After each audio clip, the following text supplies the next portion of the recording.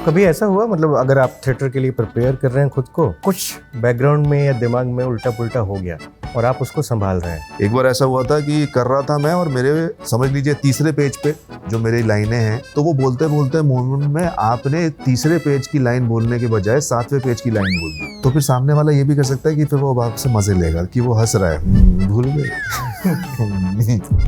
पृथ्वी पे पहला शो था और खचाखच भरा हुआ था। फिर आपको पता चलता है कुछ दिग्गज आए हैं ऑडियंस में आपका नाटक देखने, जैसे पीयूष मिश्रा या नसीरुद्दीन शाह। लिटरली आपको ऐसा लगता है कि यार ये क्यों आ गए अभी तो हम अभी कर ही रहे हैं, 2-4 शो बाद आ जाते। कि जब मिर्जापुर का स्क्रिप्ट आया तो शरद शुक्ला का कैरेक्टर पढ़ते ही क्या लगा? इसकी कास्टिंग हो चुकी थी, हमें ऐसा एक एक्टर चाहिए जो इस चीज को कैरी कर सके और उसका पर्सपेक्टिव और उसका नजरिया और उसकी जो स्टैंडिंग है वो छोटी ना लगे इन सब के सामने। मिर्जापुर के बाद कितना कुछ चीजें बदली हैं आपके लिए काम के मामले में? बदला एक तो ये कि एक क्रेडिबिलिटी जुड़ती है, क्योंकि आपका कोई भी अच्छा काम जब बाहर आता है तो लोग उसे सराहते हैं। आप या कोई भी एक्टर, उसके दिमाग में ये सोच होना चाहिए नहीं कि यार अब इस लेवल से नीचे तो काम करना ही नहीं है। अगर आपने एक तरह का काम किया है तो आपकी ये कोशिश हो सकती है कि अब मैं इससे थोड़ा बेहतर करूं, लेकिन वो बेहतर क्या है आपके दिमाग में क्लियर होना बहुत जरूरी है। आपको कभी डर लगता है फेल होने का? फेल होने का डर सीजन 2-3 लिखा, जिसमें भी आपने लिखा, ये क्या सच है? नहीं, आप साथ में अपने कैरेक्टर को लिख रहे थे? लिखा तो नहीं है, मैं ये नहीं कहूँगा कि लिखा है, क्योंकि हिंदुस्तान की राजनीति से अपडेट रहते हैं कि नहीं आप? पंकज जी के बारे में, सॉरी पंकज जी, क्या याद आ रहा था? आपने बीच में बोला था कि किस्सा बताता हूँ, फिर मैं ध्यान से उतर गया, अभी याद है। पंकज जी, हम आई थिंक वो कैसा लगा आपको हमारा इंट्रो? मजेदार।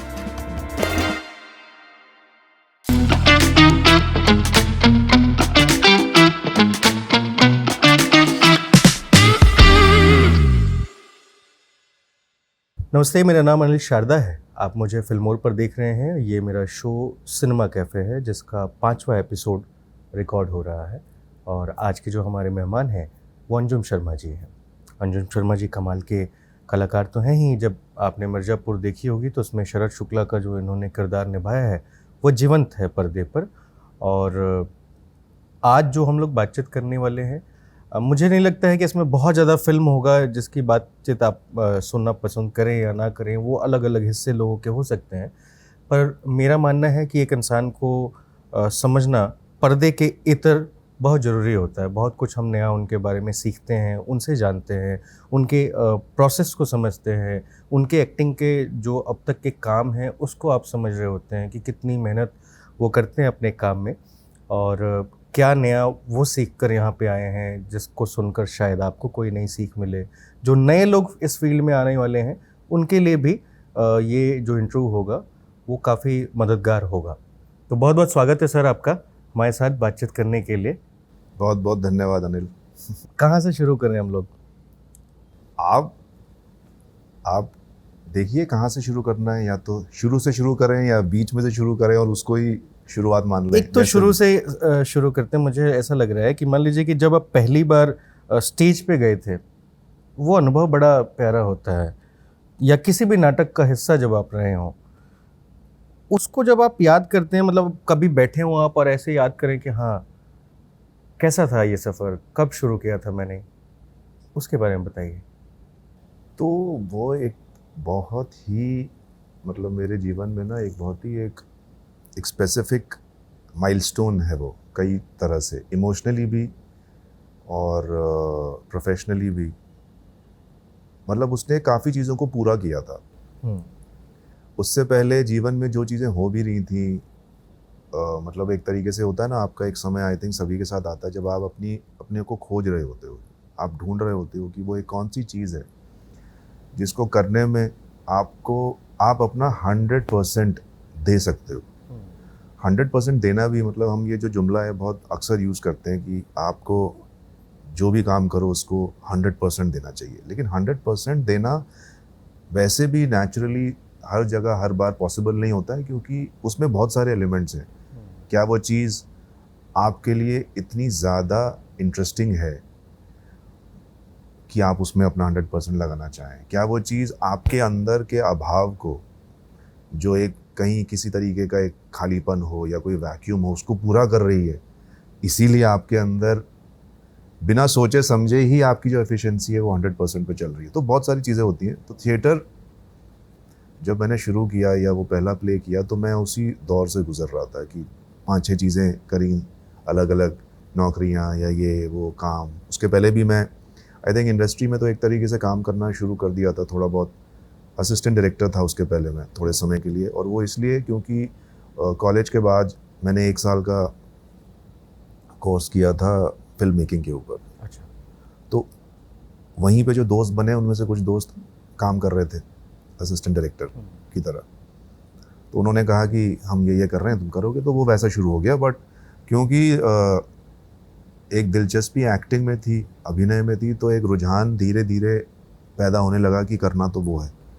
तो फिर एक समय आया जब कॉन्शियस डिसीजन लिया गया कि अब इसके बाद एक्टिंग की दुनिया में कदम रखना है और शुरुआत करनी है, कहीं से तो करनी है।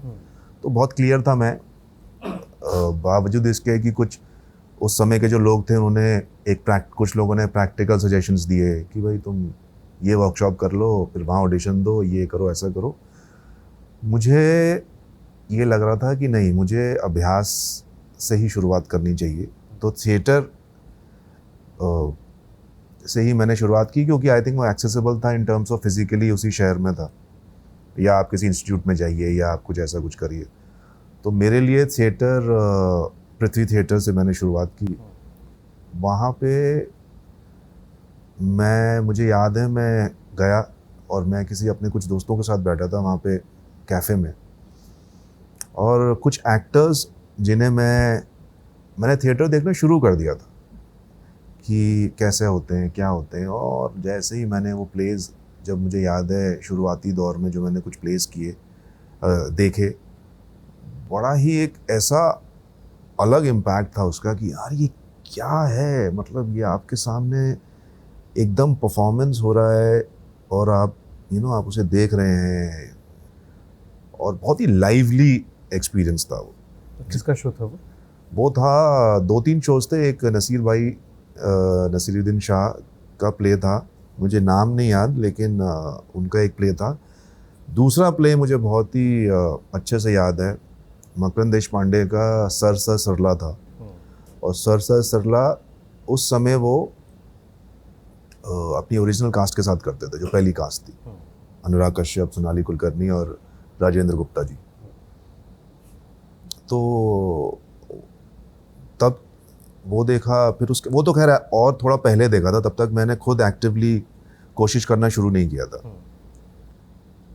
फिर मैंने नसीर भाई का एक प्ले देखा, सलीम आरिफ के कुछ प्ले थे वो देखे, जिसमें यशपाल जी थे, यशपाल शर्मा।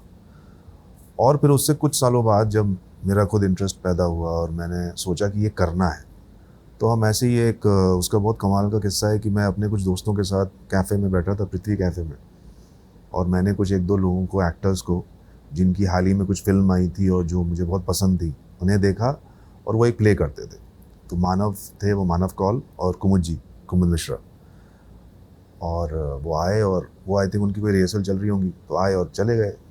तो मैंने जो पास में बैठे थे उनसे कहा, वो शायद उनको जानते थे, उनके साथ कुछ काम भी कर चुके थे, तो मैंने कहा मुझे इनसे मिलना है यार। ये मैंने हाल ही में इनकी एक फ़िल्म भी देखी है, दोनों की, 1971 नाम की एक फ़िल्म थी, मनोज बाजपेयी जी भी थे उसमें। तो मैंने कहा मुझे इनके साथ थिएटर करना है। और मैंने 1-2 दिन पहले इनका एक प्ले भी देखा था, कोई शायद पीले स्कूटर वाला आदमी था और बली और शंभू था। तो उन्होंने कहा अरे यार, मतलब क्योंकि मैं उस दुनिया का हिस्सा नहीं बना था तब तक, तो उन्होंने कहा अरे यार तुम कहाँ करोगे, मतलब तुम तो ऑलरेडी असिस्टेंट डायरेक्टर रह चुके हो, थोड़ा बहुत चीज़ें जानते ही हो, तुम थिएटर, तुम्हें अभी शायद शौक पैदा हो रहा है लेकिन तुम करोगे नहीं। छोड़ो। मैंने कहा नहीं यार, मुझे मिलना है। तो मैंने थोड़ा इंसिस्ट किया, तो उन्होंने बात कर ली, मैंने फ़ोन पे बात कर ली, उन्होंने मुझे 2-4 दिन बाद बुला लिया, कहा कि आ जाओ। तो मैं गया पृथ्वी पे, पहली बार मैं पीछे से एंट्री की मैंने, और मैं जाके साइड में बैठ गया। तो उनकी रिहर्सल चल रही थी। रिहर्सल के बाद बाहर आए, बातें हुई, क्या करते हो? तो मैंने कहा ये। अरे बड़ा ही उन्होंने थिएटर करने की जो मेरी इच्छा थी उसको बहुत ही एक प्रैक्टिकल तरीके से तोला और कहा बड़ा मुश्किल है, और ये मत सोचना कि आओगे और बहुत अच्छा रोल मिल जाएगा नाटक में, दूसरी चीज़ें भी करनी होती हैं, ये भी होता है वो भी होता है। वो शायद परख रहे थे, मानव की बात कर रहा हूँ, कि भाई ये देखें या आए, इनको वाकई में शौक है या यूं ही कौन सा बस। साल था? ये होगा 2009 के आसपास, 2009-2000। सेट डिजाइनिंग से लेके तो सब काम हाँ। तो करना ही पड़ता तो है। मैंने आधी चीज़ें मुझे पता भी नहीं था, मैंने कहा मैं सब करूँगा, आप मुझे बताइए, मुझे बस इस चीज़ का हिस्सा होना है। तो ठीक है, आ जाओ। तो वो एक बड़ी कास्ट का वो एक प्ले तैयार कर रहे थे, कुछ नए, काफ़ी नए लोग थे उसमें, और कुमुद जी भी थे उसमें, सादिया जी भी थी, सादिया सिद्दीकी, और गोपाल जी भी थे, गोपाल दत्त। तो बहरहाल वो थोड़े दिन रिहर्सल हुई उसकी लेकिन कास्टिंग होने से पहले ही वो नाटक थोड़े दिन के लिए रोक दिया गया, क्योंकि आई थिंक उस साल ये बात होगी साल की शुरुआत की, और उस साल के अंत में जब पृथ्वी फेस्टिवल होता है तो म्यूज़िकल थीम था, तो उन्होंने ये तय किया कि ये क्योंकि म्यूज़िकल भी है प्ले, तो इसको हम तब करेंगे, अभी रोक देते हैं। फिर उन्होंने एक दूसरा प्ले शुरू किया जो कि बहुत ही कम कास्ट का था, 4-5 लोग थे, इल्हाम नाम का। और फिर हम कभी कभी जाते थे रिहर्सल में, देखते थे कि कैसे हो रहा है, कैसे बन रहा है नाटक। तो खैर वो हुआ, और कुछ 5-6-7 महीने बीत गए, और फिर 2-3 महीने फेस्टिवल ओपन होने से पहले फिर से सबसे संपर्क किया गया। कुछ जो पहले थे उस नाटक में वो रहे, वापस आ गए, कुछ लोग बदल गए, और फिर एक नए सिरे से वो चीज़ शुरू हुई। और वो पूरा प्रोसेस जिसमें मतलब बड़ा जूझना पड़ा पहले तो, क्योंकि काफ़ी, वैसे देखा जाए तो एक कठिन चीज़ें होती हैं, प्रोसेस रहता है, क्योंकि आपको बार बार चीज़ें करनी पड़ती हैं। एक दिन हो सकता है कि पहले दिन आज आप कुछ कर रहे हैं और आपको किसी सीन में, परफॉर्मेंस में कोई एक चीज़ मिल जाए, लेकिन कल वो चीज़ ना मिले, या वही चीज़ आप बार बार करते हैं तो वो बोरिंग, एक मोनोटनी होने लगती है। तो आपको हर दिन अपने लिए कुछ ना कुछ एक चीज़ इंटरेस्टिंग बनानी पड़ती है। आप अभ्यास करते हैं, वो एग्जैक्टली एक्सपेरिमेंट की तरह है कि आप एक्सपेरिमेंट करते हैं, और आज के एक्सपेरिमेंट के बाद जो अच्छा लगा आपको या डायरेक्टर को, वो चीज़ आपने रखी, बाकी सब भूल गए। उसके बाद अगले दिन फिर से आपने कुएं में छलांग लगाई और फिर कुछ नई चीज़ें बटोरी, और फिर जो अच्छा लगा उसको रखा, बाकी सब भूल गए।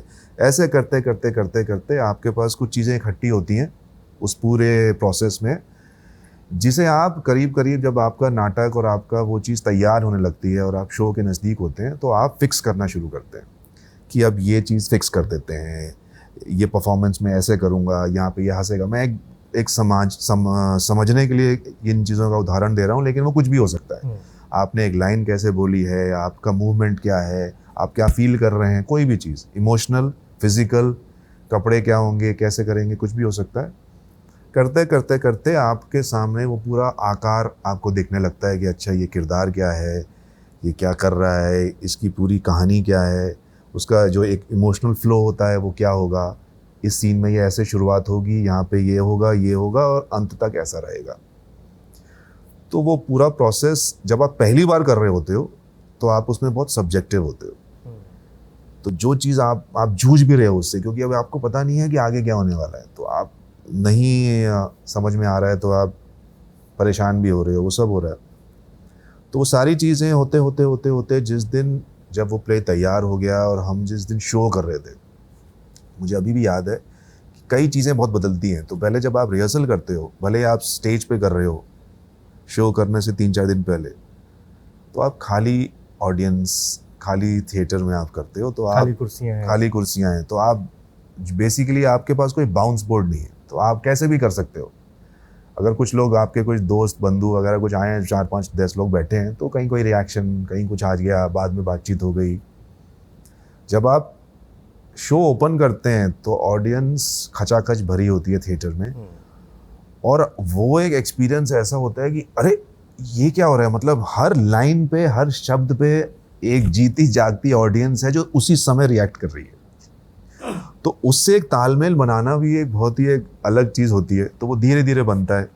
फिर आप ये एहसास करते हैं, then you start sensing your audience, कि आपने अभी एक लाइन बोली और ऑडियंस के पास वो लैंड हुई और वो अभी रिएक्ट कर रहे हैं, तो आपको एक 1/10 ऑफ अ सेकेंड में आप रुकते हैं कि वो एब्जॉर्ब कर लें, हंस लें, या अगर हल्का सा ये भी अगर करना है तो उनको मौका दें और फिर आप आगे बढ़ें।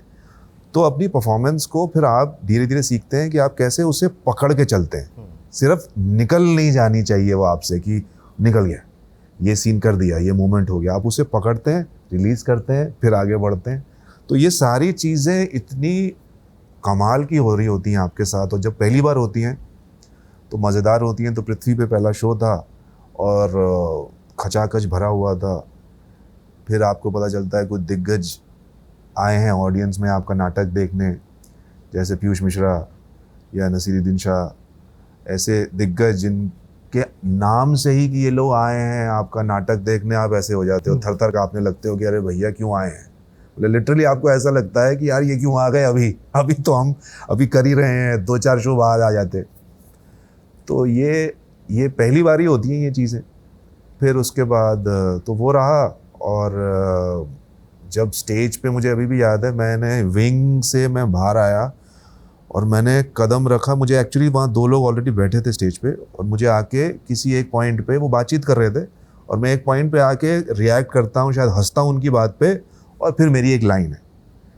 तो जैसे ही मैंने स्टेज पे कदम रखा, और मैं ये कम से कम आई थिंक 1.5 महीने से ये चीज़ करता था, और मैंने रिहर्सल हॉल में भी ये चीज़ें की, फिर हमने जब स्टेज पे रिहर्सल किया तब भी किया। जिस दिन शो में मैं आया और मैंने उनको देखा और मैं बोलने लगा, और अचानक से मैंने देखा 200 लोग सामने, और वो 1 सेकेंड में आपको लगता है कि जैसे कि कुछ 200 साल बीत गए हो टाइप्स, या आपको लगता है ओह इतने सारे लोग, और फिर आप वापस आते हो उसमें। तो वो चीज़ कमाल, और आपको एहसास होता है कि आपके ठीक सामने 200 लोग सांस ले रहे हैं। और पृथ्वी का एक्चुअली ऐसा भी है कि पृथ्वी क्योंकि बहुत ही एक इंटीमेट थिएटर है, एम्फी थिएटर टाइप है उसका पूरा सेटअप, तो आप सेंस कर सकते हो ऑडियंस को बहुत करीब से। प्रोसीनियम में थोड़े दूर होते हैं लोग, तो वो सारी चीज़ें, फिर लोगों की प्रतिक्रिया, उसके बाद जो लोग पीछे आते हैं, खासकर जैसे मैंने दिग्गजों का नाम लिया जो थिएटर से जुड़े हैं, जो एक्टर्स हैं, डायरेक्टर्स हैं, वो आते हैं, वो अपना अगर कुछ अच्छा लगा तो अप्रिशिएट करते हैं। कुछ चीज़ें अगर आपको उनको बतानी होती है क्रिटिकली तो चुनते भी तो हैं कई लोग वहाँ से। हाँ, चुनते भी हैं, और वो चुनने का एक अलग ही वो फिर आप एंटिसिपेट करने लगते हो, क्योंकि कुछ ऐसे इंस्टेंसेस जब हो जाते हैं, आप सुनते हो कि अरे एक दिन रामू जी आए थे, राम गोपाल वर्मा आए थे, और उन्होंने देखा और वहाँ से वो एक्टर चुन के ले गए जंगल में, और फिर ये हो गया, और कई सारे लोग और भी, क्योंकि आपको पता चलता है कि रेगुलर ये दिमाग में रहता है, मतलब रहना नहीं चाहिए, लेकिन मैं कहूँगा कहीं ना कहीं रहता था, इनिशियली तो रहता है। क्योंकि क्या है ना, जब आप नए होते हो तो आप कई चीज़ों में नए हो, आप अपने काम करने में नए हो, सीखने में नए हो, और आपका नज़रिया भी अभी, परसेप्शन भी अभी बन रहा है।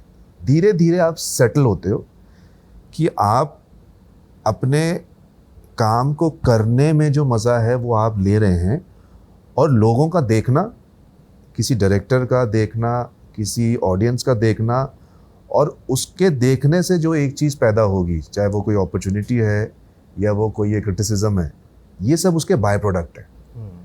वो दूसरे तीसरे पड़ाव में आते हैं। तो पहले पड़ाव में उस चीज़ का इम्पैक्ट ना हो, ये धीरे धीरे आप सीखते हैं, और वो धीरे धीरे फिर आपके अंदर आता है। लेकिन इनिशियली हाँ, मतलब क्योंकि आपने ऐसे किस्से भी सुने हैं कि आपकी रेगुलर किसी नए प्ले की ऑडियंस में होते हैं सुधीर मिश्रा जैसे दिग्गज, और अनुराग कश्यप या तिग्मांशु धूलिया, राम गोपाल वर्मा, और कई और ऐसे लोग। और जब ऐसे तमाम किस्से हैं, तमाम चीज़ें हैं, जब ये सभी लोग या और कई लोग जब अपनी किसी बड़ी फिल्म की कास्टिंग करने के लिए आगे बढ़ते हैं, तो वो थिएटर की तरफ रुख करते हैं, और उन्होंने किया है, तो एक आपका एक एंटिसिपेशन एक वो बन जाता है। लेकिन फिर वो धीरे धीरे आप उस चीज़ में और ज़्यादा परिपक्व होते रहते हैं।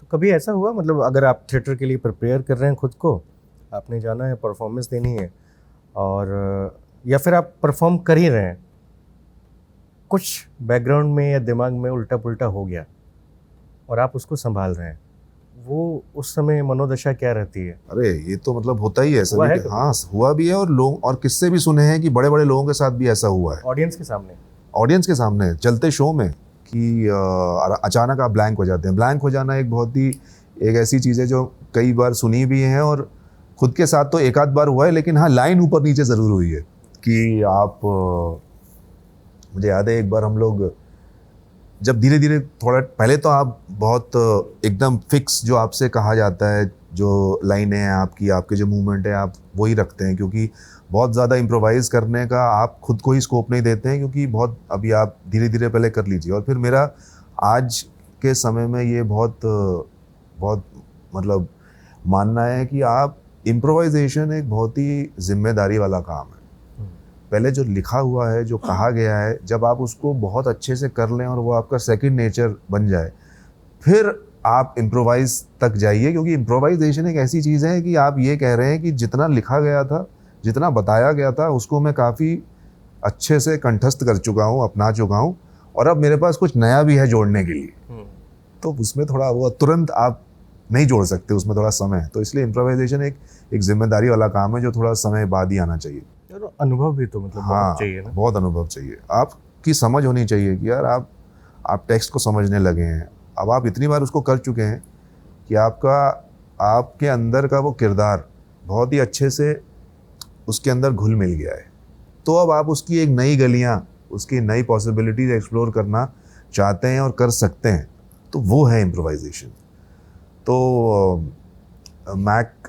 मकरंद देशपांडे के साथ जब मैं थिएटर करता था तो उनके साथ तब तक थोड़ा कुछ साल बीत गए थे और मैं काम करने लगा था, और उनका काम करने का तरीका बहुत अलग भी है। वो बहुत ही मोमेंट, उनका पूरा जो फोकस रहता है वो मोमेंट में आप कितने जीवंत हैं, इसके ऊपर ही उनका पूरा क्राफ्ट बेस्ड रहता है। कई चीज़ें आप करते हो अपनी चीज़ों में, किरदार में, कैरेक्टर में, चाहे आप क्राफ्ट आपका बहुत कुछ होता है, लेकिन उसका मूल जो तत्व है, जो उसका केंद्र होता है, वो रियलिज्म होता है, और आप उस मोमेंट में कितने जीवंत हैं, कितने लाइवली हैं, उस पर ही उनका आधार रहता है।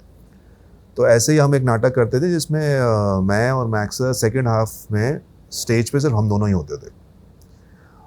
तो उसमें हमारे पास स्कोप होता था और वो करते भी थे, और तब तक मैं भी करने लगा था। हम एक चीज़ के ऊपर बात करते थे, तो कई बार हम वो भी बातें करने लगते थे जो उस सब्जेक्ट से रिलेटेड है लेकिन स्क्रिप्ट में नहीं है, पर चल रहा है। और वो करंट अफेयर भी हो सकता है कि कोई ऐसा इंसिडेंट हुआ है सोसाइटी में और वो लिंक्ड है इस समय इससे, चाहे वो सोशल रेलेवेंस हो उसका, चाहे कोई भी दूसरी चीज़ हो, तो उसका हल्का सा एक रेफरेंस लेके और वापस आ जाना टेक्स्ट में। तो ये हम लोग मतलब ये किया है 2-4 बार।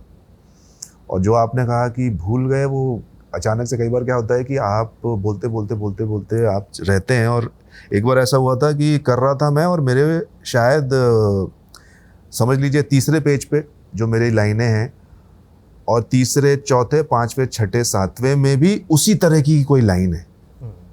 तो वो बोलते बोलते मोमेंट में आपने तीसरे पेज की लाइन बोलने के बजाय सातवें पेज की लाइन बोल दी, और आपने बोल दिया, और वो उस समय मतलब ऐसा नहीं है कि वो सामने वाला उसको सुन के चौंक गया है, क्योंकि वो रेलेवेंट है, वो वैसी ही बात है जो अभी आप कर रहे हैं। वो दोनों बातें कहीं ना कहीं सिमिलर हैं, लेकिन वो आनी थी इस ऑर्डर में कि पहले ये आएगी, फिर ये सब होगा होगा होगा होगा, और सातवें पेज पे भी जो आप समझ लीजिए कम से कम 15-20 मिनट बाद आप वहाँ तक पहुँचेंगे, जो सेम बात होगी लेकिन वो कॉन्टेक्स्ट कुछ और होगा।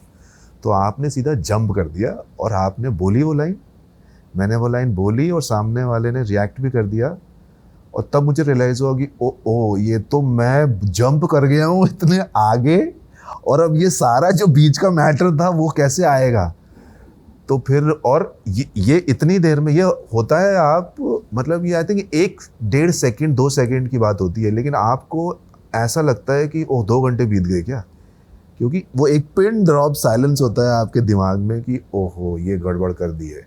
और फिर क्या होता है, बाकी सारी चीज़ें परफॉर्म भी हो रही हैं, बाकी सारी चीज़ें परफॉर्म हो रही हैं, फिर आप पॉज लेंगे, फिर क्योंकि तब तक ये हो जाता है, एक्चुअली उसका मज़ा भी आता है, आप तब तक फिर ये हो जाता है कि आप होल्ड कर सकते हैं मोमेंट, तो और ऑडियंस को तो नहीं पता है। हाँ। तो आपने भूल गए, फिर आपने कहा समझ गए ना आप, फिर आपने कोई प्रॉपर्टी उठा ली, और उस दिन भी मैं ऐसा ही कुछ कह रहा था, और आप सोच रहे हो कि बोलना क्या है चल रहा है दिमाग में, और फिर ये करते करते तब तक आपने कहा ठीक है। और सामने वाला अगर एक्टर अगर सिचुएशन ये संभल गई है और दोनों को समझ में आ गया है कि हाँ यार ठीक है, हम संभाल लेंगे इसको, तो फिर सामने वाला ये भी कर सकता है कि फिर वो आपसे मजे लेगा कि वो हंस रहा है, भूल गए। फिर आपको भी हंसी आने लगती है, फिर आप अपनी हंसी भी छुपा रहे हैं। अगर इंटेंस सीन है तो फिर आपको भी हंसी आ रही है कि देखो भूल गए, फिर आप कुछ हंसी ऐसे छुपाएंगे, फिर करते करते किसी तरीके से आप उस बात को वहाँ लेके आएंगे कि अच्छा चलो अब आ गए क्यू पे, अब ये बात हो गई, अब यहाँ से हम दोबारा उसी ऑर्डर में चलेंगे। तो ऐसा हुआ है 1-2 बार। तो लेकिन हाँ, बड़ा आप पता नहीं, अच्छा एक डर हमेशा रहता है, और ये मैंने बड़े बड़े लोगों से भी सुना है कि एंट्री ना भूल जाए आदमी। अगर आपकी कुछ लगातार एंट्री एग्जिट्स हैं, 5, 6, 7, 8 एंट्री हैं, तो एंट्री भूल ना जाए और सही समय पे एंट्री हो जाए, ये बड़ा वो रहता है। मतलब ये मुझे भी म्यूजिक चल रहा है, लाइव म्यूजिक परफॉर्म हो रहा है, मतलब जो भी सीन के हिसाब से जो बैकग्राउंड बीजी होगा वहाँ पे फिर एंट्री। हाँ, मतलब लाइन है किसी एक समय पे। होता क्या है ना कि आप टेक्स्ट में, कभी कभी नाटक में जब आप सुन रहे होते हैं पीछे से विंग से, तो होता है कभी कभी आप इतने इन्वॉल्व हो जाते हैं कि आप सब्जेक्टिव हो जाते हैं, क्योंकि आपको बतौर एक्टर आप ऑब्जेक्टिव है ना, आपको ऑब्जेक्टिविटी भी आप मेंटेन करते हैं एज एन एक्टर कि मैं इस कहानी में, इस किरदार में मैं हूँ, तो मैं यहाँ हूँ और ये यहाँ है, और फिर वो कहीं ना कहीं जुड़ती हैं चीज़ें। तो आप जब आप नाटक सुन रहे हैं तो उसमें चल रही है कहानी, अब आपके सामने चल रही है, आप पीछे सुन रहे हैं, तो आप भी थोड़ी देर के लिए ऑडियंस हो जाते हैं, और ऑडियंस में आपके दिमाग में वो चीज़ थोड़ी देर के लिए ऑफ हो सकती है कि अरे इस 5वीं लाइन पे तो मेरी एंट्री है। तो इसलिए आपको बार बार वो अंदर बार करते रहना पड़ता है कि इतने भी आप इन्वॉल्व ना हो जाएं कि आप यही भूल जाएं कि अरे इस लाइन पे तो मेरी एंट्री थी। एक चीज़ है कि जब भी मतलब मेरे लाइफ में थिएटर जो है वो कुमुद मिश्रा या सुब्रज्योति भरत, यही 2 लोग हैं जो लेकर के आए। मैंने पहला शो इन्हीं का देखा। कौन सा? स्मोक था। हाँ, धूम्रपान। हाँ, दिल्ली में देखा नो था। स्मोकिंग नाम था शायद। स्मोक था। हाँ, स्मोक, करेक्ट। तो आकर्ष का था वो, आकर्ष खुराना ने प्रोड्यूस किया था। हाँ, और मेरे बड़े अच्छे मित्र हैं घनश्याम लालसा, तो उन्होंने ही वो टिकट्स वगैरह सारी अरेंज की थी। वो देखने के बाद मुझे ऐसा फील हुआ कि यार अब ना फिल्मों में वो मज़ा मुझे नहीं आ रहा देखने में जो मुझे सामने से चीज़ों को देखने में आ रहा है। और इस बीच और भी कई सारे मैंने देखे, कॉमेडी देखा, लेकिन अभी थोड़े दिन पहले दिल्ली में सांप सीढ़ी का शो था, वो हमने देखा। वो पूरा जो सेट था वो पुराने ज़माने के, मतलब आद्यम का था। सुमित ने डायरेक्ट किया वो, ये वो था क्या? नहीं, सुमित व्यास। हाँ, शायद उसने डायरेक्ट किया है।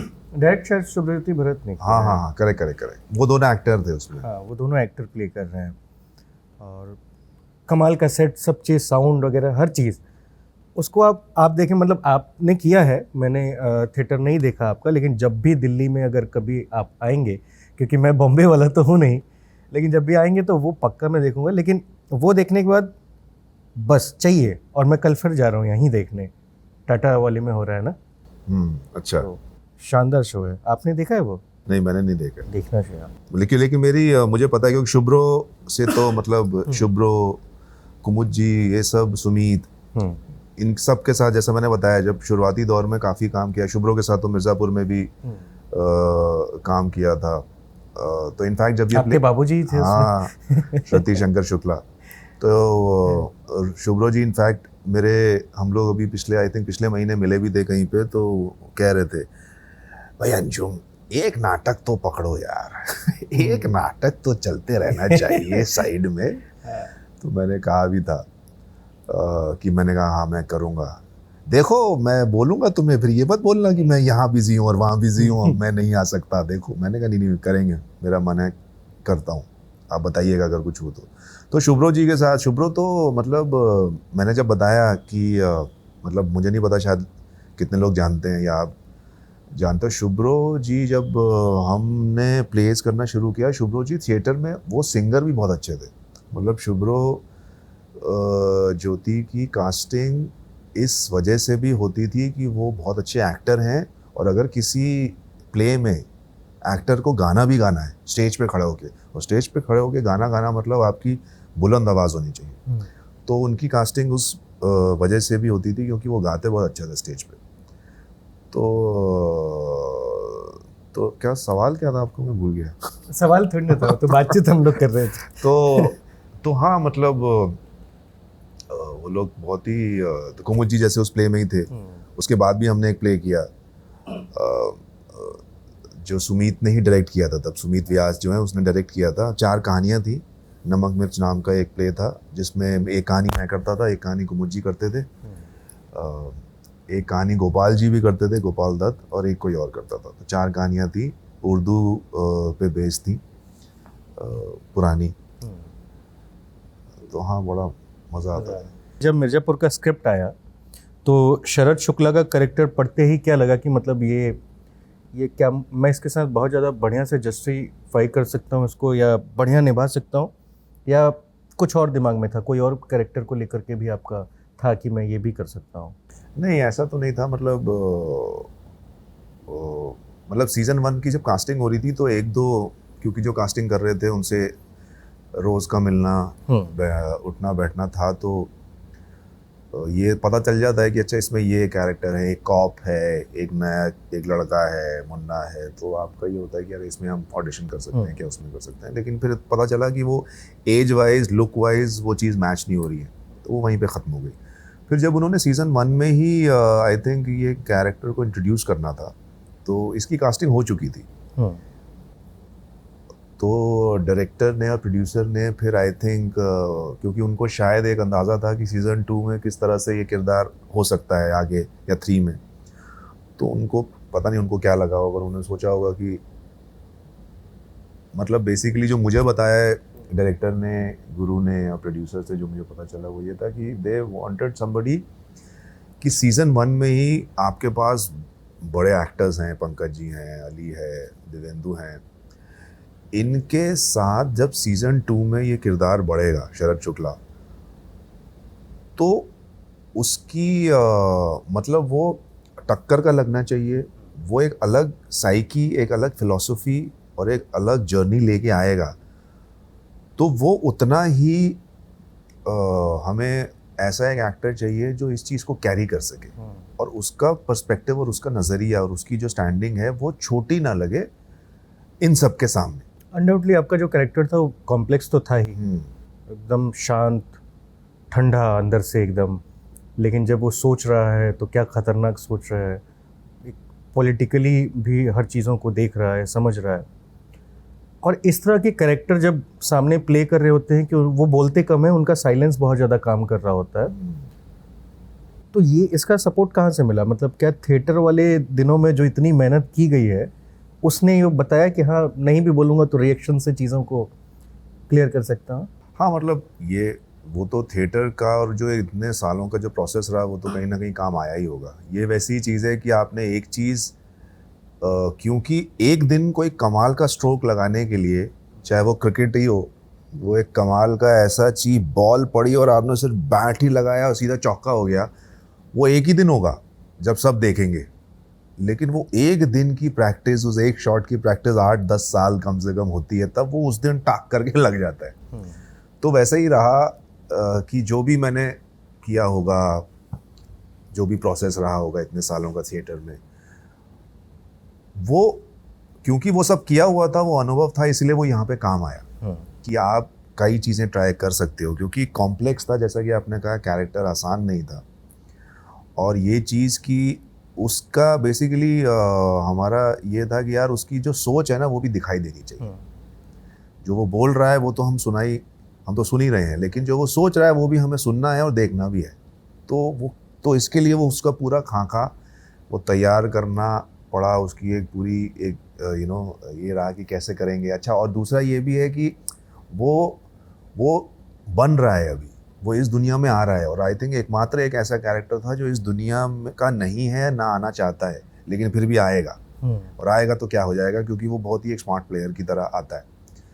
लेकिन क्योंकि उसके अंदर एक इनोसेंस है, उसके अंदर सर्वाइवल का एक डर भी है कि अगर मैं ये नहीं करूँगा, अगर मैं अपने पिताजी के बाद ये भागदौड़ नहीं संभालूंगा, तो बात से चॉइस की नहीं है कि आपने किया नहीं किया, कॉफ़ी पी चाय पी, वैसा नहीं है। ये है कि अगर नहीं करोगे तो आपके सर्वाइवल पे वो आ सकता है, क्योंकि जंगल है, जंगल की तरह है कि भाई अगर आप ये अगर आप जगह नहीं ले लेंगे और नहीं बता देंगे कि सुनो ये हमारी टेरिटरी है, ये हम हैं यहाँ के मालिक, तो दूसरी टेरिटरी का जानवर आके आपके ऊपर हमला भी कर सकता है, आपके परिवार के ऊपर भी हमला कर सकता है। लेकिन आपका इंटरेस्ट शुरू में तो नहीं दिखा था। नहीं था, इसीलिए इंटरेस्ट नहीं था, क्योंकि लेकिन वो जब सीजन 1 में नहीं था, और वो सीन भी है जिसमें वो कहता है कि हमको नहीं करना है, आपका सवाल नहीं बदलता है, हमारा जवाब नहीं बदलता है, शुभ्रो के साथ ही है।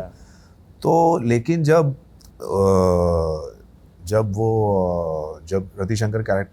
रतिशंकर शुक्ला का कैरेक्टर खत्म हो जाता है, तो उसके बाद वो रिवेंज भी चाहता है, क्योंकि एक इमोशनल ब्रेकडाउन है, प्लस एक सर्वाइवल की भी बात है कि जौनपुर का कंट्रोल लेने के लिए उस किरदार को हक जमाना ही होगा, वरना ऑलरेडी वहाँ से चल चुके हैं लोग काफिला लेकर, जीप में आ चुके हैं। इनफैक्ट वो सीन भी जो था जिसमें शोक सभा में वो एक बहुत ही एक थिन लाइन थी, जहाँ पे मेरे लिए ये था कि ये किरदार, और वो कंस्ट्रक्ट भी वैसे ही किया गया है कि वो चल के अपनी हवेली से बाहर तक आता है, फिर अकेला खड़ा है, मुन्ना अपनी जीप में है, वो निकलता है बाहर, फिर एक साइलेंस है, एक मोमेंट है, फिर शरद उसको देखता है, उसको समझ में आता है कि मुन्ना बड़ा ही जिद्दी और एरोगेंट और अहंकारी इंसान है, ये वेट कर रहा है कि मैं आऊँ, तो ठीक है मैं आता हूँ।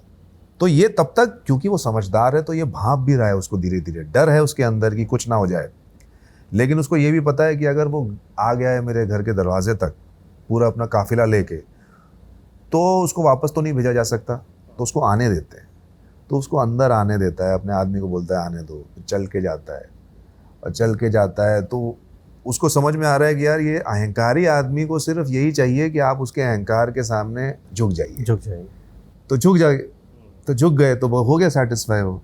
तो इसलिए वो सारी चीज़ें, फिर वो लाइनें भी वैसी आई कि भाई वो पहली चीज़ ही पूछता है कि यहाँ कहाँ आए हो, तो वो अपना पूरे अहंकार में कह रहा है कि हम ये लेने आए हैं, कंट्रोल लेने आए हैं, करते करते करते, और वो ये एक्सपेक्ट कर रहा है मुन्ना कि ये तो अभी लड़ेगा, क्या हम तो नहीं दे रहे और फिर मैं जो है चला दूंगा गोली। लेकिन वो कहता है इतनी सी बात है, तो ठीक है कोई बात नहीं, हम तो तैयार हैं।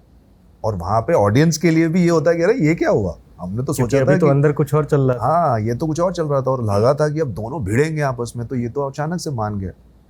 तो पहली बार आई थिंक जो उस किरदार की, शरद शुक्ला की नींव रखी गई, वो उस सीन में, उस मोमेंट में थी।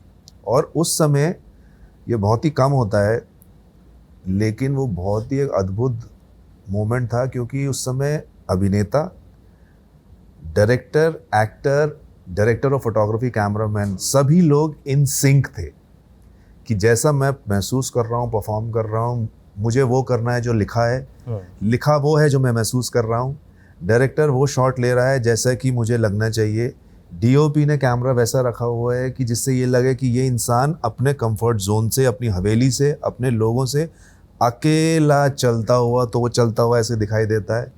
बाहर आया, खड़े हैं, उसने देखा कि ये आ नहीं रहा है, तो ये चला अकेले, तो आपको लगता है कि अकेला चलता हुआ एक आदमी आ रहा है, और फिर वो बातचीत। तो ये सारा कुछ मिल के वो मोमेंट और वो सीन क्रिएट हुआ। शानदार। मतलब वहाँ मतलब वो काफ़ी वाकई, मतलब मैं ह्यूमिलिटी से काम ना लेते हुए मुझे भी लगता है कि वो बहुत ही एक शानदार चीज़ था, और वो सबके इन सिंक होने की वजह से था, सिनर्जी जिसे हम कहते हैं। तो भाई साहब अब उसी लहजे में एक बात बताइए, ये जो आपने इतना बढ़िया किरदार निभाया वहाँ पे, हम सुने कि लिखे भी थे आप। अरे ये लोगों ने ना, कुछ अभी लोग, आपने एकदम धांसू दिखाया अपने आप को, एकदम शांत स्वभाव में लेकिन तेज तरार। ये कुछ लोग, ये जो मोमेंट आप बता रहे हैं कि कैसे चल के आना है, डीओपी से लेके जो पूरी यूनिट है वो सब की सब सिंक थी एक स्क्रिप्ट पे, और क्या क्या चीज़ें निकल के आ रही है, हुआ कैसे? तो ये तो सीजन 2 की बात है। तो सीजन 2 में, क्योंकि सीजन 2, 3 लिखा, जिसमें भी आपने लिखा, ये क्या सच है? नहीं, साथ में अपने कैरेक्टर को लिख रहे थे? लिखा तो नहीं है, मैं ये नहीं कहूँगा कि लिखा है, क्योंकि मतलब ये एक्चुअली कुछ हमारे दोस्त हैं जो उसमें एक्टर्स भी हैं, उन्होंने मजाक मजाक में ये चीज़ें इतनी बढ़ गई है कि मैंने लिखा भी है। पंकज जी ने भी 1-2 बार बोला, श्वेता ने भी। लेकिन वो प्रोसेस बेसिकली ये है कि लिखने की जो सच्चाई है वो ये है कि 2 से ही इन्वॉल्वमेंट सभी एक्टर्स का, क्योंकि मिर्ज़ापुर में डायरेक्टर्स की तरफ से एक्टर्स को बहुत ज़्यादा ये रहता है कि धीरे धीरे उनका इन्वॉल्वमेंट, आप स्पेस क्रिएट करते हैं कि एक्टर्स ज़्यादा जानने लगे हैं धीरे धीरे अपने किरदार को।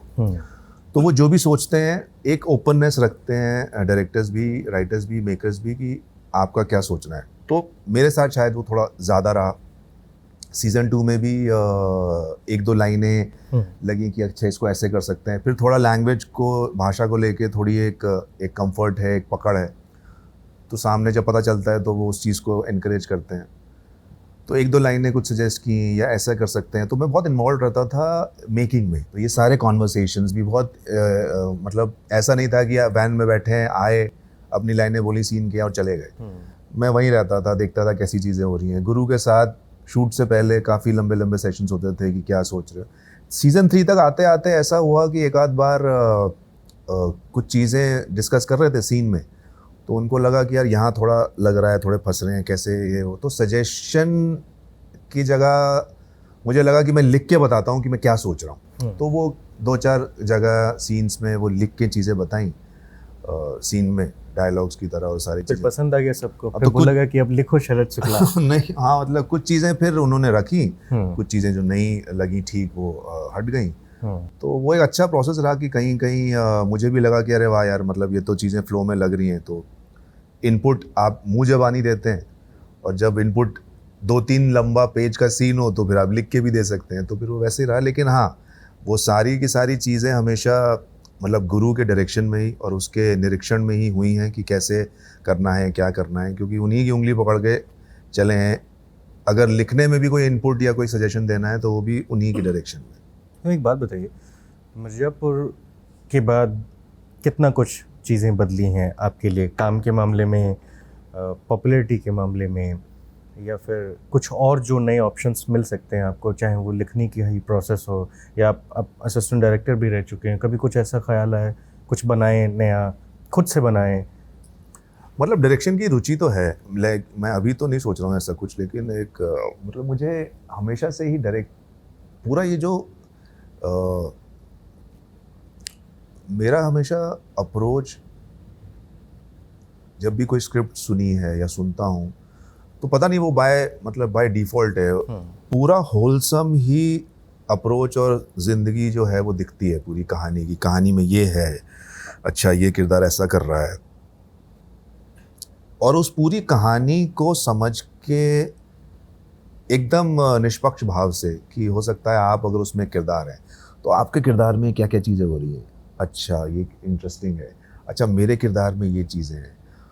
तो हाँ, ऑब्वियसली आप एज एन एक्टर ये देखते हो, जब आपको कोई चीज़ पिच की जा रही है कि हम चाहते हैं कि आप ये करें, तो आप अपना देखते हो कि हाँ यार ठीक है सारी चीज़ें, लेकिन उसके बाद फिर ये अपने आप दिमाग दौड़ने लगता है कि कैसे आपके किरदार में कोई चीज़ें अगर लगती हैं बेहतर हो सकती हैं, तो अगर इसको ऐसा करें तो, क्योंकि आप ये करके इसकी ये जो चीज़ है ये पूरी हो रही है, उसका इफेक्ट ऐसे होगा, अच्छा मैं अगर ये करूँ तो इससे आपके किरदार को ज़्यादा फ़ायदा हो रहा है। इस तरह का अप्रोच हमेशा रहता है, क्योंकि आई थिंक उसका अगेन आप कह सकते हैं कि थिएटर का बहुत उसमें एक रोल है, क्योंकि आइसोलेशन में नहीं होती कोई चीज़, ये बहुत पहले ही पता चल गया था कि जब आप एक साथ पूरी कहानी और जितने भी किरदार एक दूसरे से जूझ रहे हैं, उलझ रहे हैं या साथ में हैं, वो सबका जब एक साथ जुड़ेंगे वो, तो तब एक बात निकल के आएगी। मतलब एक इंग्लिश में कहावत है कि you are as good as your co actor.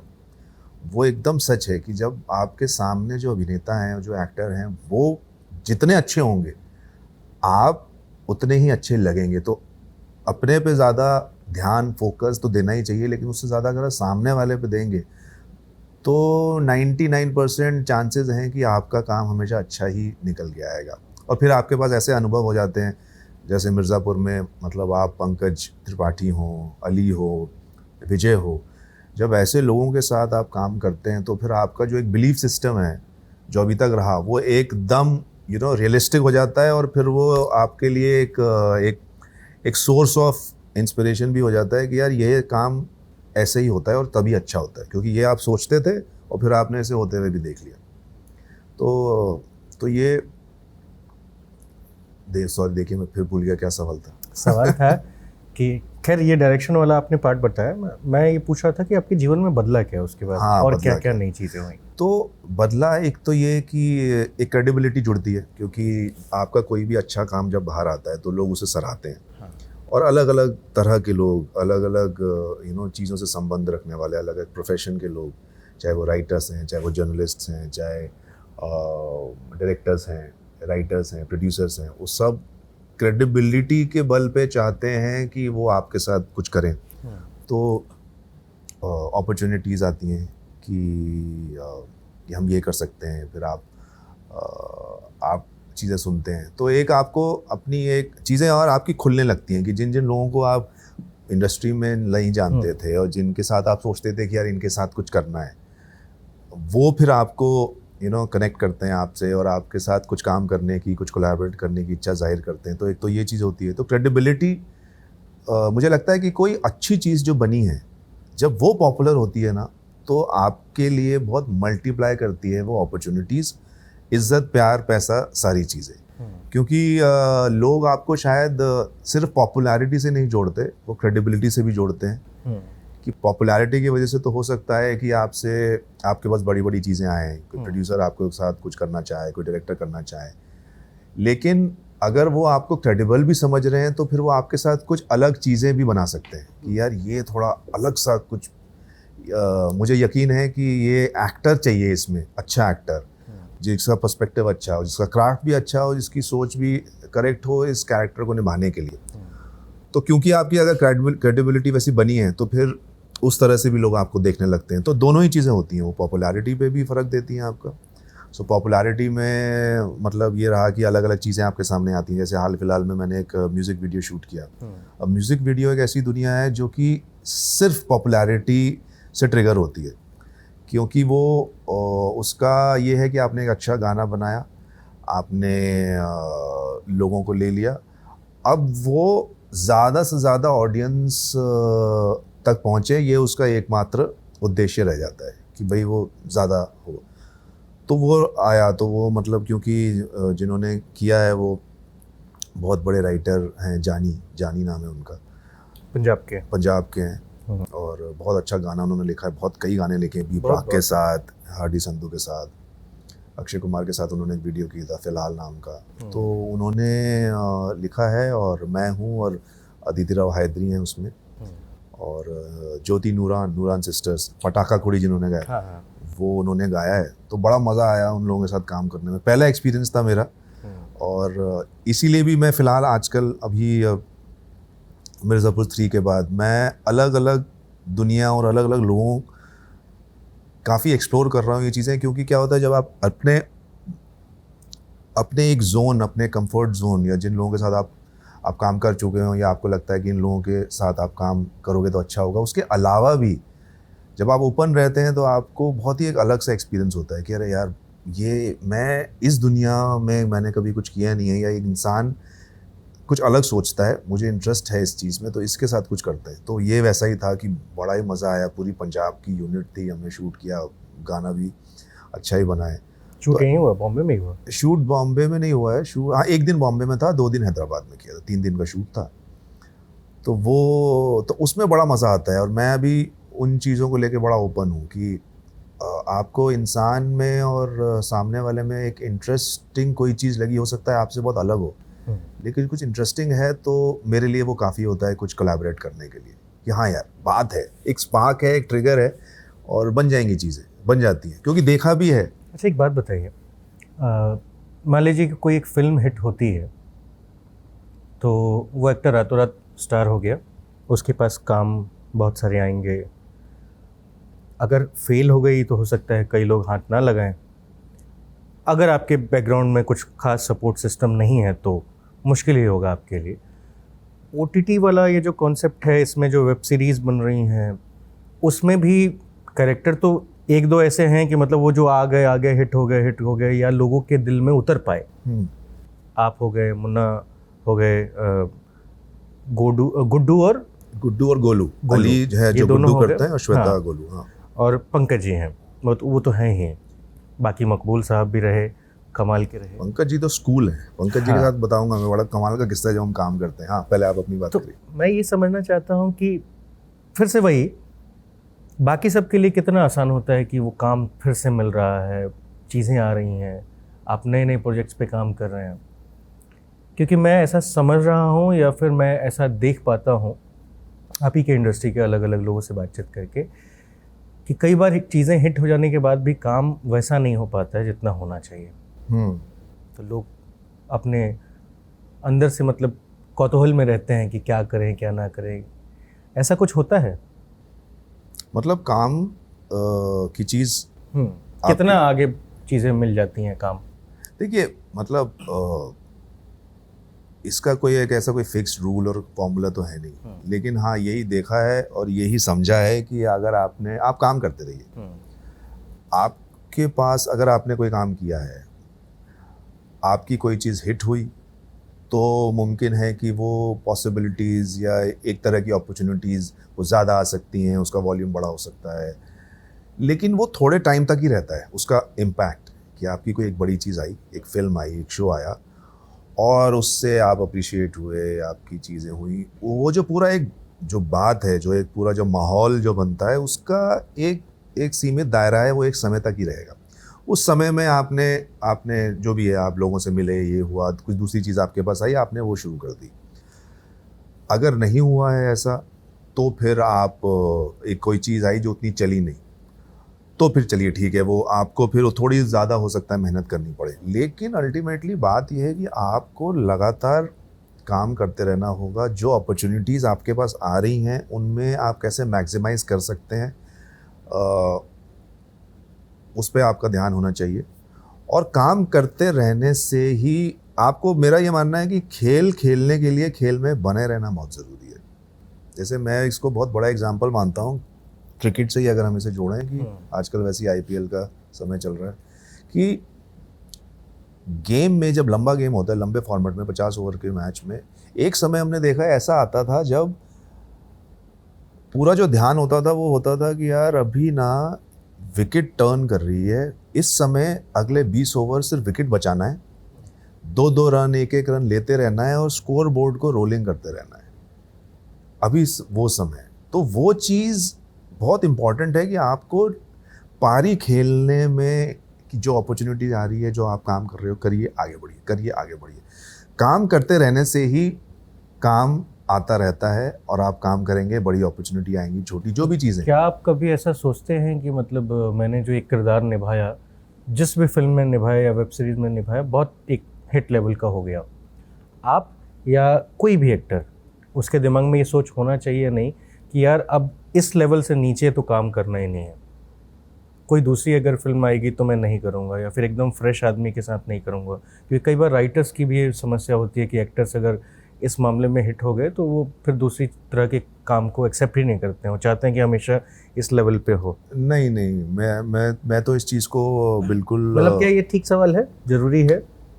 नहीं, सवाल तो बिल्कुल सही है और मुझे नहीं लगता कि, बल्कि ये तो अपने आप, ये मैं ना ऐसा सोचता हूँ और मानता भी नहीं हूँ, क्योंकि इसमें एक दिक्कत ये है। हाँ, आप ये कर सकते हैं कि अगर आपने एक तरह का काम किया है तो आपकी ये कोशिश हो सकती है कि अब मैं इससे थोड़ा बेहतर करूं, लेकिन वो बेहतर क्या है आपके दिमाग में क्लियर होना बहुत ज़रूरी है।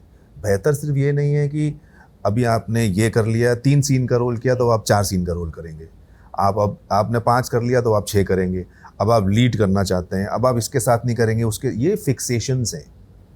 आपको क्लियर होना चाहिए कि आप क्या कर रहे हैं। आप बेसिकली अच्छा काम करना चाहते हैं, आप कहानी में ज़्यादा अहमियत चाहते हैं, आप फलाना बैनर और फलाना प्रोड्यूसर और फलाना डायरेक्टर्स के साथ काम करना चाहते हैं, आपका कहानी में इन्वॉल्वमेंट और प्रोजेक्ट में इन्वॉल्वमेंट थोड़ा बढ़े, उसका स्कोप थोड़ा बढ़े, आपकी पोजीशनिंग थोड़ी बेटर हो, आपको ज़्यादा तवज्जो दी जाए इन टर्म्स ऑफ कि आप अच्छा क्रिएट कर पाएँ। कि भाई पहले आपसे ज़्यादा मतलब आपसे सिर्फ यही उम्मीद की जाती थी कि आप आएँ, लाइनें याद करें, बोलें, जाएँ। अब ये होता है कि आपको क्या लगता है कि इसमें आप कुछ और कंट्रीब्यूट कर सकते हैं, अनिल आप बताइए, अच्छा इसको ऐसे कर सकते, ये सारी चीज़ें, ये चीज़ें अगर आपके अंदर हैं तो मुझे लगता है कि ये है वो चीज़ कि अब आपका एक स्तर होना चाहिए। लेकिन आप ऐसी कोई भी चीज़ मुझे नहीं लगता रखनी की चाहिए जिससे कि आप फिक्स हो रहे हैं कि नहीं अब मैं ये नहीं करूँगा, वो नहीं करूँगा, क्योंकि यू नेवर नो, हो सकता है किसी कहानी में आपकी लेंथ ज़्यादा है, आप ज़्यादा देर दिख रहे हैं, लेकिन किसी दूसरी कहानी में आपकी अहमियत ज़्यादा है, आपके मिनट्स उतने ज़्यादा नहीं है कहानी में। एक कहानी में आप दिखे 20-25 मिनट, 50 मिनट फिल्म के लिए, लेकिन आप दूसरी कहानी में थे सिर्फ 15 मिनट या 20 मिनट के लिए, लेकिन उसमें इम्पैक्ट आपका कहानी में ज़्यादा है, आप कहानी से ज़्यादा अच्छे से जुड़े हुए हैं, तो तो ये डेफिनेटली आपके लिए सी बात है। आपके लिए एक अपग्रेडेशन है। तो मुझे लगता है कि ऐसी किसी भी चीज़ से आदमी को फिक्स नहीं होना चाहिए। प्लस आपके अलग रीज़न हो सकते हैं, हो सकता है मुझे एक डायरेक्टर के साथ काम करने की, या किसी प्रोड्यूसर के साथ, या किसी एक्टर के साथ।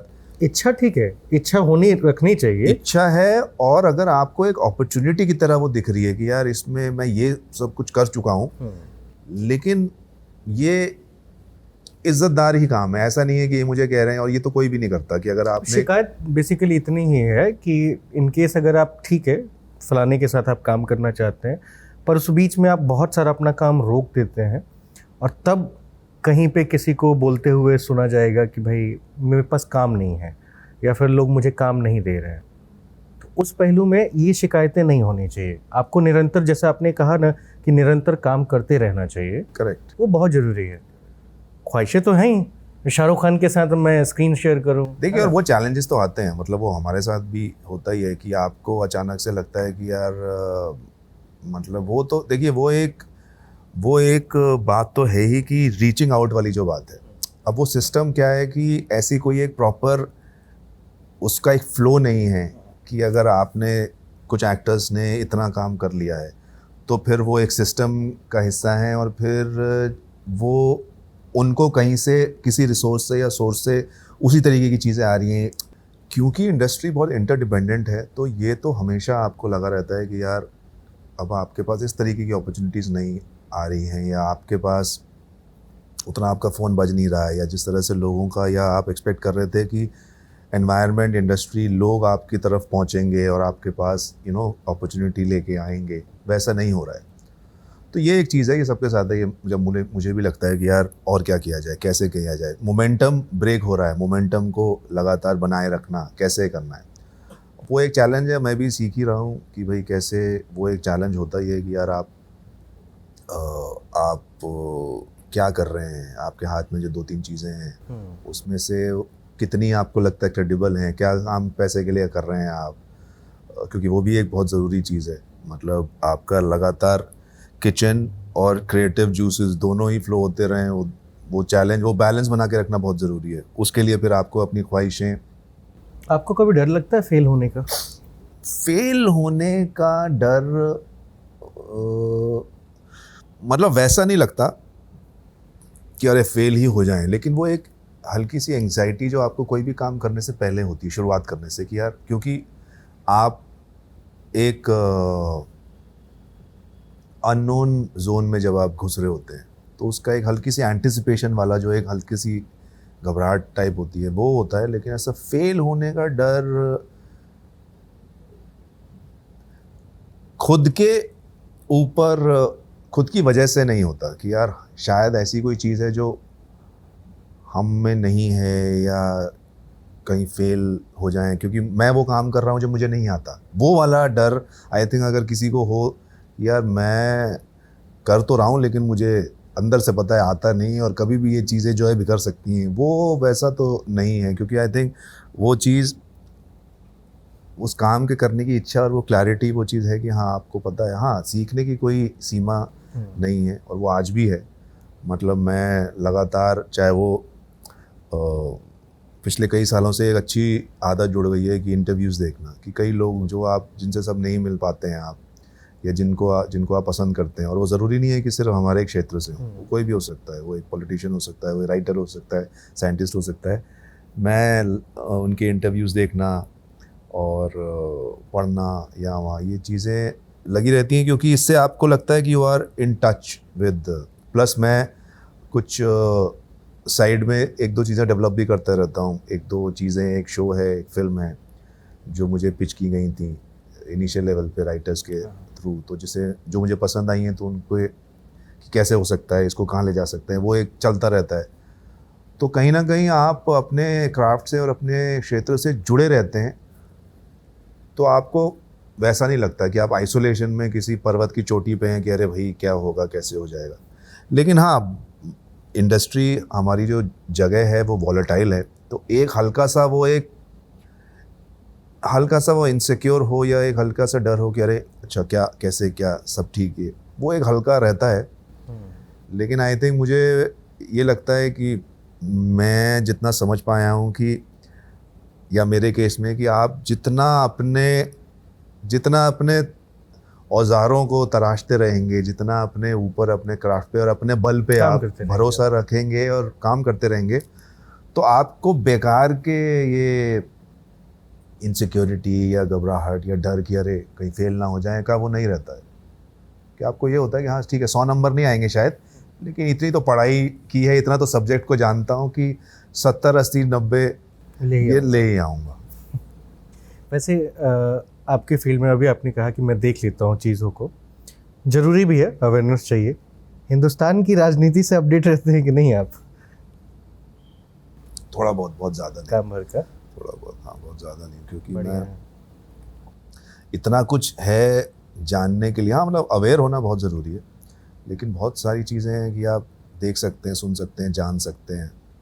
वही इतना कुछ है कि आपको मतलब थोड़ा रोक के करना पड़ता है। ए भाई, मतलब सीधा बैठो और फ़ोन आजकल निकालो, या यूट्यूब पे आप कोई चीज़, लैपटॉप पे कुछ देख रहे हो, तो मतलब कोई इंटरव्यू देखना होता है तो मेरे लिए वो एक क्लास की तरह है। मतलब एक सेशन है कि 1 घंटे, 50 मिनट, 1.5 घंटे का, तो आप देखिए और फिर अब आप कुछ और काम में लगिए, क्योंकि अब आप अपना टाइम नहीं लगा सकते इंटरनेट पे, अब आपको कट के कुछ और करना पड़ेगा। लेकिन ये भी अच्छी चीज़ है। मतलब मैं तो इसको एक बहुत अच्छा एक वो मानता हूँ कि यार आपके पास इतना मटेरियल अवेलेबल है कि आप देख सुन सकते हैं। मिर्ज़ापुर में तो जब मैं इस कैरेक्टर को स्टडी कर रहा था, तो कितना मटेरियल मैंने जिन लोगों को, जो मुझे लगता था कि ये किस तरीके से हो सकता है इंसान, देखा, समझा कि उस बेल्ट पे लोग कैसे बात करते हैं, एक इंटेलेक्चुअल आदमी कैसे बात करेगा, एक जो एजुकेटेड आदमी कैसे बात करेगा, ग्रामीण आदमी जो होगा वो कैसे वहाँ पे बात की जाती है, वहाँ पे लहजा क्या होता है। एक बात बताइए, आप लोग के इंडस्ट्री में बहुत, मतलब आई थिंक 7-8 OTT प्लेटफॉर्म आ गए हैं, बड़े बड़े प्लेयर्स हैं, बहुत सारी चीज़ें ऐसे हो रही हैं, कंटेंट बहुत बन रहा है, उसमें कोई दो राय नहीं है। पर आपको ऐसा नहीं लग रहा है कि कंटेंट बहुत बनाने के चक्कर में बहुत ऐसे भी कंटेंट बन रहे हैं जिसमें ना ही सिनेमेटोग्राफी की ओर से आप उसको A1 नंबर दे सकते हैं, ना ही कहानियों के माध्यम से, ना ही जो करेक्टर प्ले करने वाले लोग हैं उनके हिसाब से? तो आपको नहीं लगता है कि मतलब कहानियों का चुनाव जो भी प्लेटफॉर्म जैसे भी तरह से बना रहे हैं, उन्हें बहुत मेहनत करनी चाहिए, या फिर आपका सोचना क्या है इस पर? बिल्कुल मेहनत करनी चाहिए। देखिए, क्रिएटिव दुनिया है ये, तो सबसे पहले उसको क्रिएटिव एस्पेक्ट जो है, जो उसकी मांग है, वो तो पूरा करना ही चाहिए। कि कहानी क्या होनी चाहिए, लिखी कैसी है, इसे बनाएगा कौन, अपना नज़रिया कौन देगा, डायरेक्टर कौन होगा, एक्टर्स कैसे होंगे, उसकी प्रोडक्शन वैल्यू कैसी होगी, वो दिखेगी कैसी, ये सब तो बहुत अहम सवाल हैं ही, जिन्हें जिन्हें पूरा करना चाहिए। लेकिन इसके साथ एक बहुत बड़ी चीज़ जुड़ जाती है, कॉमर्स। क्या है, जब मार्केट खुलता है ना, जब आप इंडस्ट्री कहते हैं उसे, तो फिर उसमें बहुत चीज़ें आ जाती हैं। फिर उसमें लेवल्स होते हैं, जिसमें कोई चीज़ अलग अलग लेवल पे बन रही है, उसमें क्रेडिबिलिटी भी है, मीडियोक्रिटी भी है, क्योंकि और आप उसका कुछ कर नहीं सकते, क्योंकि वो अब सिर्फ एक सीमित दायरे में नहीं है वो चीज़, कि बस इतना ही बनता है और ये इसी एक दायरे में, एक क्षेत्र में लोग देखते हैं और बस हो जाता है। क्योंकि वो इतना फैल जा गया है, तो उसमें अब फिल्मों का भी आप देखिए, कितने सालों से फिल्में बनती थी, साल में कितनी फिल्में बनती हैं, मतलब अगर मैं गलत नहीं हूँ तो नियर अबाउट 2000 प्लस। हाँ, लेकिन साल में हम जिन फिल्मों के बारे में बात करते होंगे, वो 2 होती होंगी, 3 होती होंगी जिनके बारे में बात होती है। तो वो रेशो हमेशा वैसे ही है और वैसे ही रहेगी। बिल्कुल आपका कोशिश होना चाहिए। अब ये भी सब्जेक्टिव चीज़ है कि जो एक इंसान के लिए हो सकता है कि भाई ये, इस पे ये हो गया है, मेरे हिसाब से ये एकदम तैयार कहानी है, इस पे हम आगे बढ़ सकते हैं। किसी और के लिए वो होगा नहीं नहीं, अभी कैसे आप आगे बढ़ सकते हैं, अभी तो इसमें आपको और 1.5-2 महीने चाहिए। तो ये इतनी सब्जेक्टिव चीज़ है, आर्ट और कॉमर्स दोनों ही, कि हर आदमी अपने हिसाब से, अपने रिसोर्सेज के हिसाब से, अपनी क्रिएटिव एबिलिटीज़ के हिसाब से डिसीजन लेता है। तो वो एक दायरा है, वो एक विभाजन है जो हमेशा से रहा है और वो रहेगा।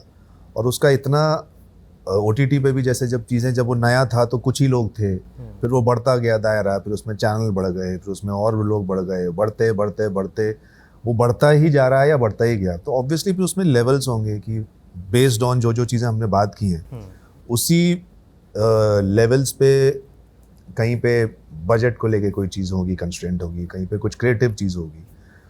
तो जितने लोग, जितने मुंह उतनी बातें जैसी बात है, ये वैसे ही होगा कि जितने जब वो चीज़ें बढ़ती जाती हैं, जब वो इंडस्ट्री बढ़ती है तो उसमें कुछ अच्छा भी बनेगा और कुछ। आप देख भी तो पा रहे हैं ना कि क्या हो रहा है, मतलब पहले के मुकाबले अभी साल में कितनी फिल्म हिट हो पा रही है जो आपकी इंडस्ट्री बना रही है। एक फिल्म मान लीजिए आ गया, ठीक है, वो अच्छी फिल्म हो या कोई प्रोपेगेंडा फिल्म हो, चाहे कुछ भी हो, एक हिट होता है तो बाकी अगले 10 फ्राइडे गिर ही रहे होते हैं। छावा के बाद अभी कोई हिट फिल्म तो नहीं आई, शायद जाट आई थी, उसने भी कुछ खास कमाल नहीं किया। सिकंदर आई, वो तो मतलब 2 दर्जे पे चली गई। ये मैं कह रहा हूँ, आप उसको कैसे नजर मैंने देखी नहीं है जाट, लेकिन मैंने सुना कि चली है, लोग मतलब कुछ पॉजिटिव बात कर रहे थे उसके बारे में। मैंने देखी नहीं है, मैं छावा देखी थी मैंने, उसके बाद मैंने कोई फिल्म अभी मैं देख नहीं पाया हूँ। छावा ही आखिरी वही देखी, हाँ, मतलब उस लेवल पे, या करेक्ट। तो इस कंडीशन में मतलब आपने कभी इस चीज़ को नोटिस किया है कि क्यों फिल्में बहुत ज़्यादा बन तो रही हैं लेकिन हिट नहीं हो पा रही हैं? बॉलीवुड इंडस्ट्री में तो मतलब अभी फ़िलहाल चल रहा है पंगा।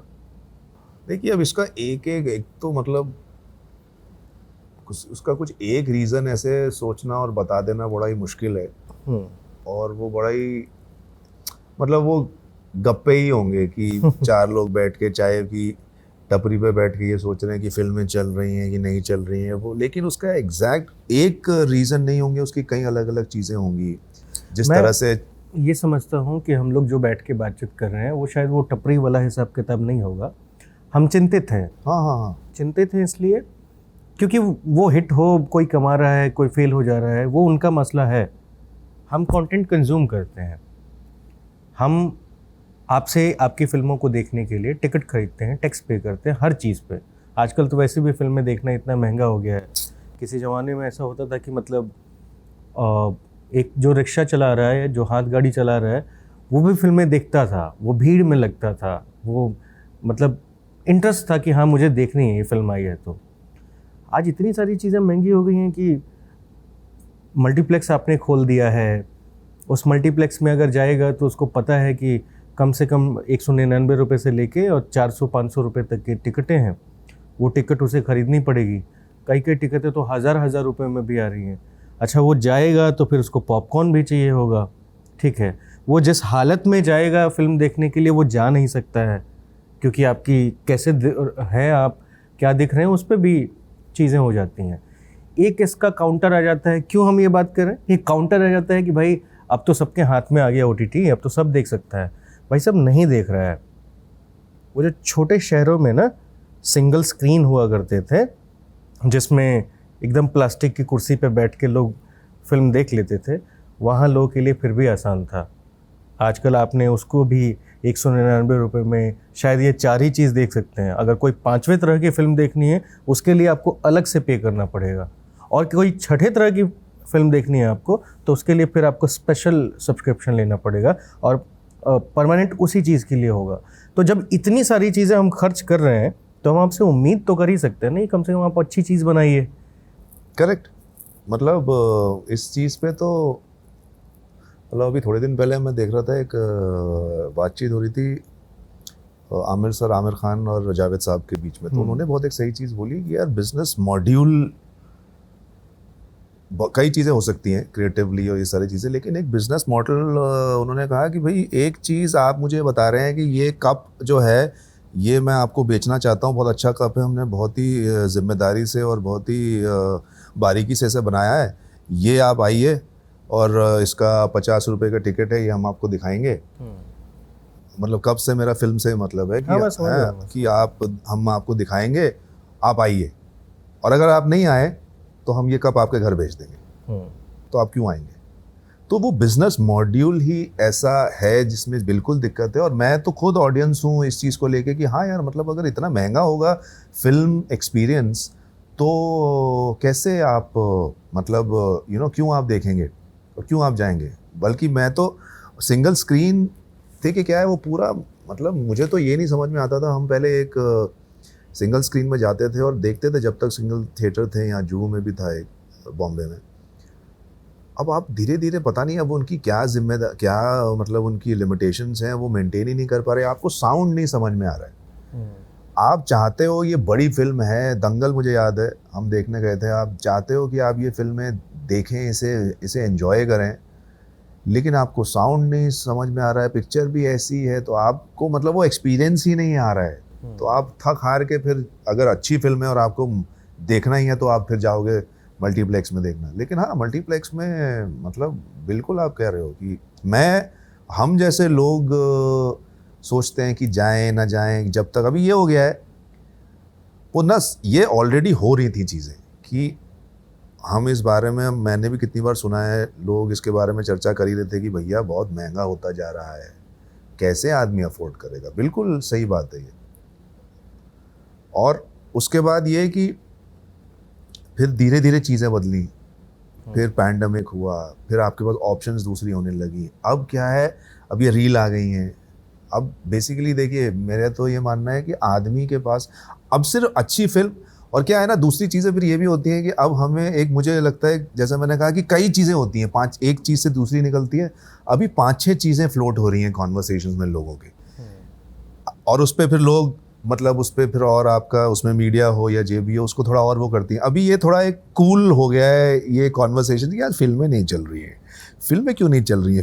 फिल्में पहले भी नहीं चल रही थी। फिल्में फ़िलहाल ऐसा नहीं है कि दूसरे क्षेत्रों में या हॉलीवुड में हर जगह हर फिल्म चल रही है, लेकिन ठीक है, हाँ मतलब इससे नकारा नहीं जा सकता, फिल्मों को चलने में थोड़ी दिक्कत है या हर फिल्म नहीं चल रही है, बट उसके ये सारे रीजंस हैं। दूसरा ये कि आपके पास ऑप्शन ज़्यादा हैं। आम आदमी आज अपने फ़ोन पे, देखिए आपके पास आपकी एक सीमित भूख है कि आप इतना ही कंज्यूम कर सकते हैं। जब आम इंसान ऑलरेडी इतना कंज्यूम हो जाता है अलग अलग चीज़ों में, फिल्म लगे ना लगे, तो उसकी जितनी भी एपेटाइट थी अपने आप को एंटरटेन करने की, वो ऑलरेडी काफ़ी सेशिएट हो चुकी है, पूरी हो चुकी है 60% 70% एक दिन में।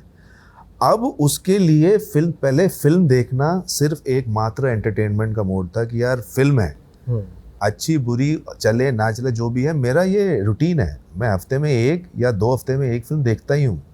तो अच्छी होगी नहीं होगी कोई बात नहीं, मैंने देखा और बहुत अच्छी हुई तो मैंने बहुत उसकी तारीफ़ की, और नहीं भी हुई तो मैंने कहा ठीक है, और बहुत ही नहीं पसंद आई तब मैं बोलता था अरे यार मत देखो। लेकिन मेरे पास और कोई तरीका नहीं था कि मैं अपने आप को कैसे सेटिस्फाई करूं एंटरटेनमेंट को लेकर। अब मेरे पास ऑप्शन ही ऑप्शन है। मतलब मेरे लिए आज शाम को 6 बजे फिल्म देखना, अगर मैं सुबह 11-12 बजे प्लान बना रहा हूँ, शाम को 7 बजे मैं प्लान करता हूँ आपके साथ कि हम दोनों जाएंगे फिल्म देखने, बमुश्किल हम लोग वहाँ पहुँचेंगे नहीं पहुँचेंगे पता नहीं, क्योंकि 7 बजे तक हम ऑलरेडी कंज्यूम हो चुके होंगे कई चीज़ों में। अरे ये फलानी चीज़ें, हो सकता है कि तब तक हमारा कुछ दूसरा प्लान बन जाए। तो फिल्म चली, अच्छी बनी नहीं बनी, वो तो तब होगा, हम डिसाइड करेंगे जब हम जा रहे हैं। कई बार ऐसा होता है कि आदमी को आज फिल्म थिएटर में ले जाना और फिल्में देखना ही बहुत बड़ा चैलेंज हो गया है कि आप, और जिसमें कोई, अब ये सही और गलत वाली बात नहीं है, ये एक चीज़ है।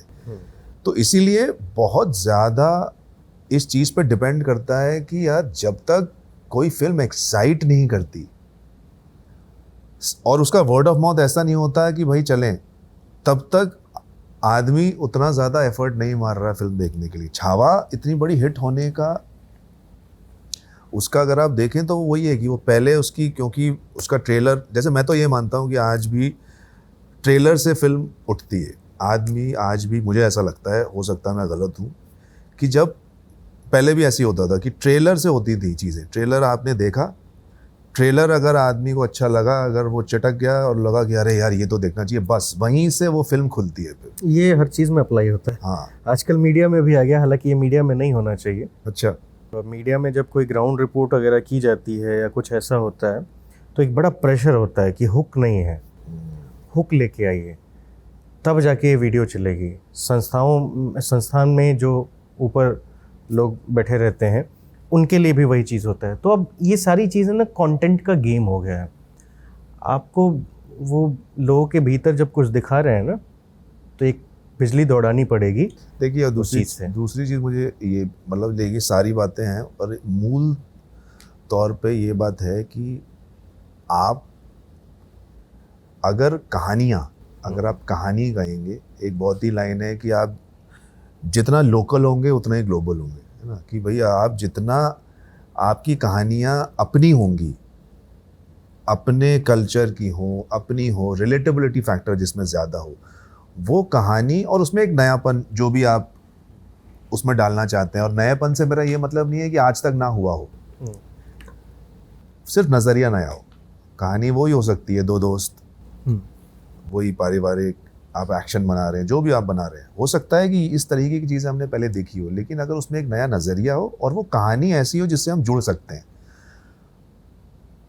ऐसी चीज़ों को लोग आज भी पसंद कर रहे हैं। उसे आप फिक्स्ड बजट में बनाएं, जो भी होना चाहिए, क्योंकि कॉमर्स है ये एकमात्र एक ऐसा आर्ट फॉर्म है जिसमें कॉमर्स एक बहुत ही इंपॉर्टेंट फैक्टर है। आपकी कहानी रिलेटेबल है, जिससे आदमी कनेक्ट कर सकती है, आवाम कनेक्ट कर सकती है, उसमें आपने एक अपना नज़रिया भी डाल दिया डायरेक्टर का कि भाई ये एक बात है जो मैं इसको इस तरह से कह रहा हूँ, इस तरह से लेंसिंग मैंने इसकी रखी है। और उसके बाद अगर आपने उसका कॉमर्स करेक्ट कर रखा है तो उसको ऑडियंस मिलेगी, यहाँ नहीं तो वहाँ, वहाँ नहीं तो वहाँ, क्योंकि आपके स्टेक्स जो हैं वो बहुत ज़्यादा आपके हाथ से निकले नहीं है। ये वैसी बात है कि भाई आप जो भी चीज़ बना रहे हैं, चाहे वो छोटा सा एक शूट हो या एक बड़ी फिल्म हो, जब वो चीज़ आपके कंट्रोल में रहती है तो यहाँ से निकला तो आप संभाल सकते हैं, यहाँ से निकला आप संभाल सकते हैं। अब वो आपका हाथ इतना है और वो चीज़ इतनी बड़ी है तो वो तो कहीं भी गिर जाएगी। तो आई थिंक फैलाने की आप कोशिश बहुत बड़ा कर रहे हैं, तो भी तो हाँ, तो इसलिए आप फैलाइए, आपको फैलाना है, लेकिन उसमें उसका एक मूल जो है वो होना चाहिए कि आपकी कॉमर्स करेक्ट है। और मैं कोई इसमें बहुत ज़्यादा कोई ऐसा लर्नर्ड और एक्सपीरियंस इंसान नहीं हूँ, लेकिन जितना मुझे समझ में आता है, आई थिंक बहुत सारे ऐसे अमूमन यही समझ है हम लोगों की भी, जो है ना परसेप्शन, वो यही है। खैर, आप कुछ कह रहे थे मनोज जी के बारे में, क्या कह रहे थे? पंकज जी के बारे में, सॉरी। पंकज जी, क्या याद आ रहा था? आपने बीच में बोला था कि किस्सा बताता हूँ, फिर मैं ध्यान से उतर गया, अभी याद है। पंकज जी, हम आई थिंक वो एक्टर का क्राफ्ट और उसके हिसाब से आई थिंक बात हो रही थी कि पंकज जी के अच्छा, उनकी बात कर रहे हैं तो एक और मैं परसेप्शन आपको बताता हूँ। लोगों को ऐसा लगता है कि पंकज जी जिस तरीके का किरदार निभाए, उसी तरह के किरदार में उनको बांधने की कोशिश की जा रही है नई फिल्मों में भी। इसको लेकर के आप क्या सोचते हैं? और कल ऐसे ही बातचीत में, ये सवाल नहीं था लेकिन गजराज राव साहब से बात हो रही थी तो उन्होंने मुझे बताया कि यार ये कौन लोग होते हैं जो ये तय करने की कोशिश कर रहे हैं कि भाई तुम एक ही तरह का क्राफ्ट पे काम कर रहे हो, क्योंकि उनके लिए भी कहा जाता है। अब सवाल ये है कि यदि आपको चाहिए कि मैं बदल के काम करूं, कहानियां ले आइए। तो ये जो आरोप लगते हैं या कंसर्न कह लीजिए लोगों का, व्यूअर है, आपसे मोहब्बत करता है तो पूछेगा ही पूछेगा, आप इसको कैसे देखते हैं? देखिए, मैं इसको और किसी भी बात को कोशिश करता हूँ कि सिर्फ एक पहलू से ना देखूं, तभी आप शायद उस बात के करीब पहुंच पाएंगे शायद।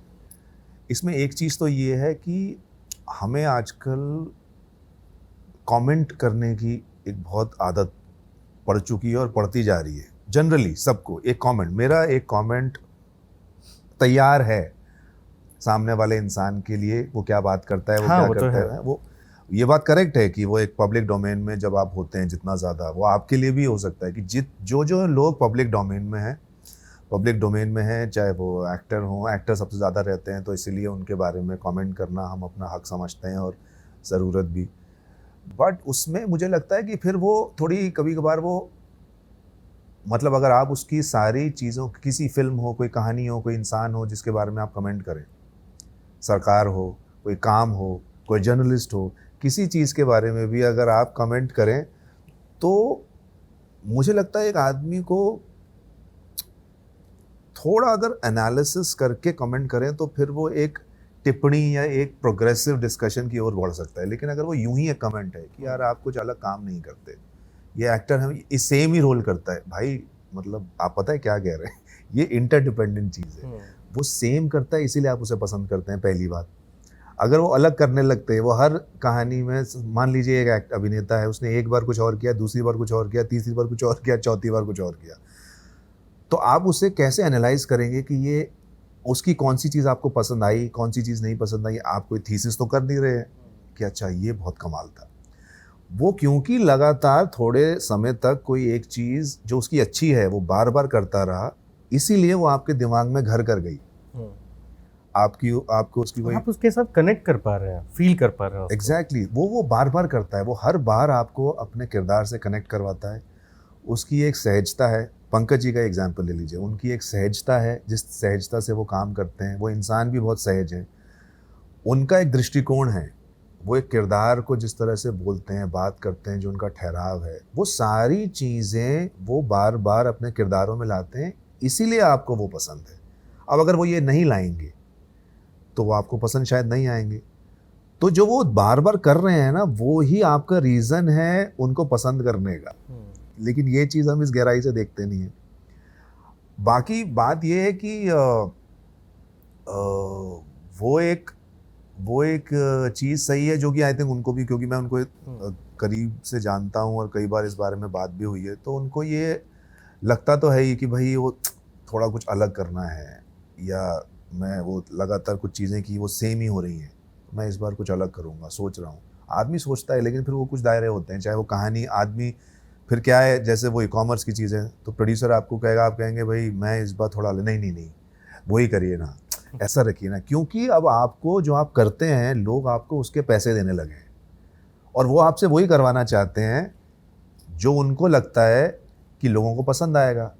तो ये एक ऐसी चेन है कि इसमें आप, मतलब एक तरीके से आपके पास, क्योंकि आप एक प्रोफेशनल एक्टर हैं, तो आप चाहते हुए भी कि कुछ अलग करूं, आप वो नहीं करेंगे, क्योंकि सामने वाला आपसे एक्सपेक्ट कर रहा है कि मैं आपको आपकी काम के, आपकी कला के पैसे भी दे रहा हूं और मैं चाहता हूं कि आप वो करें।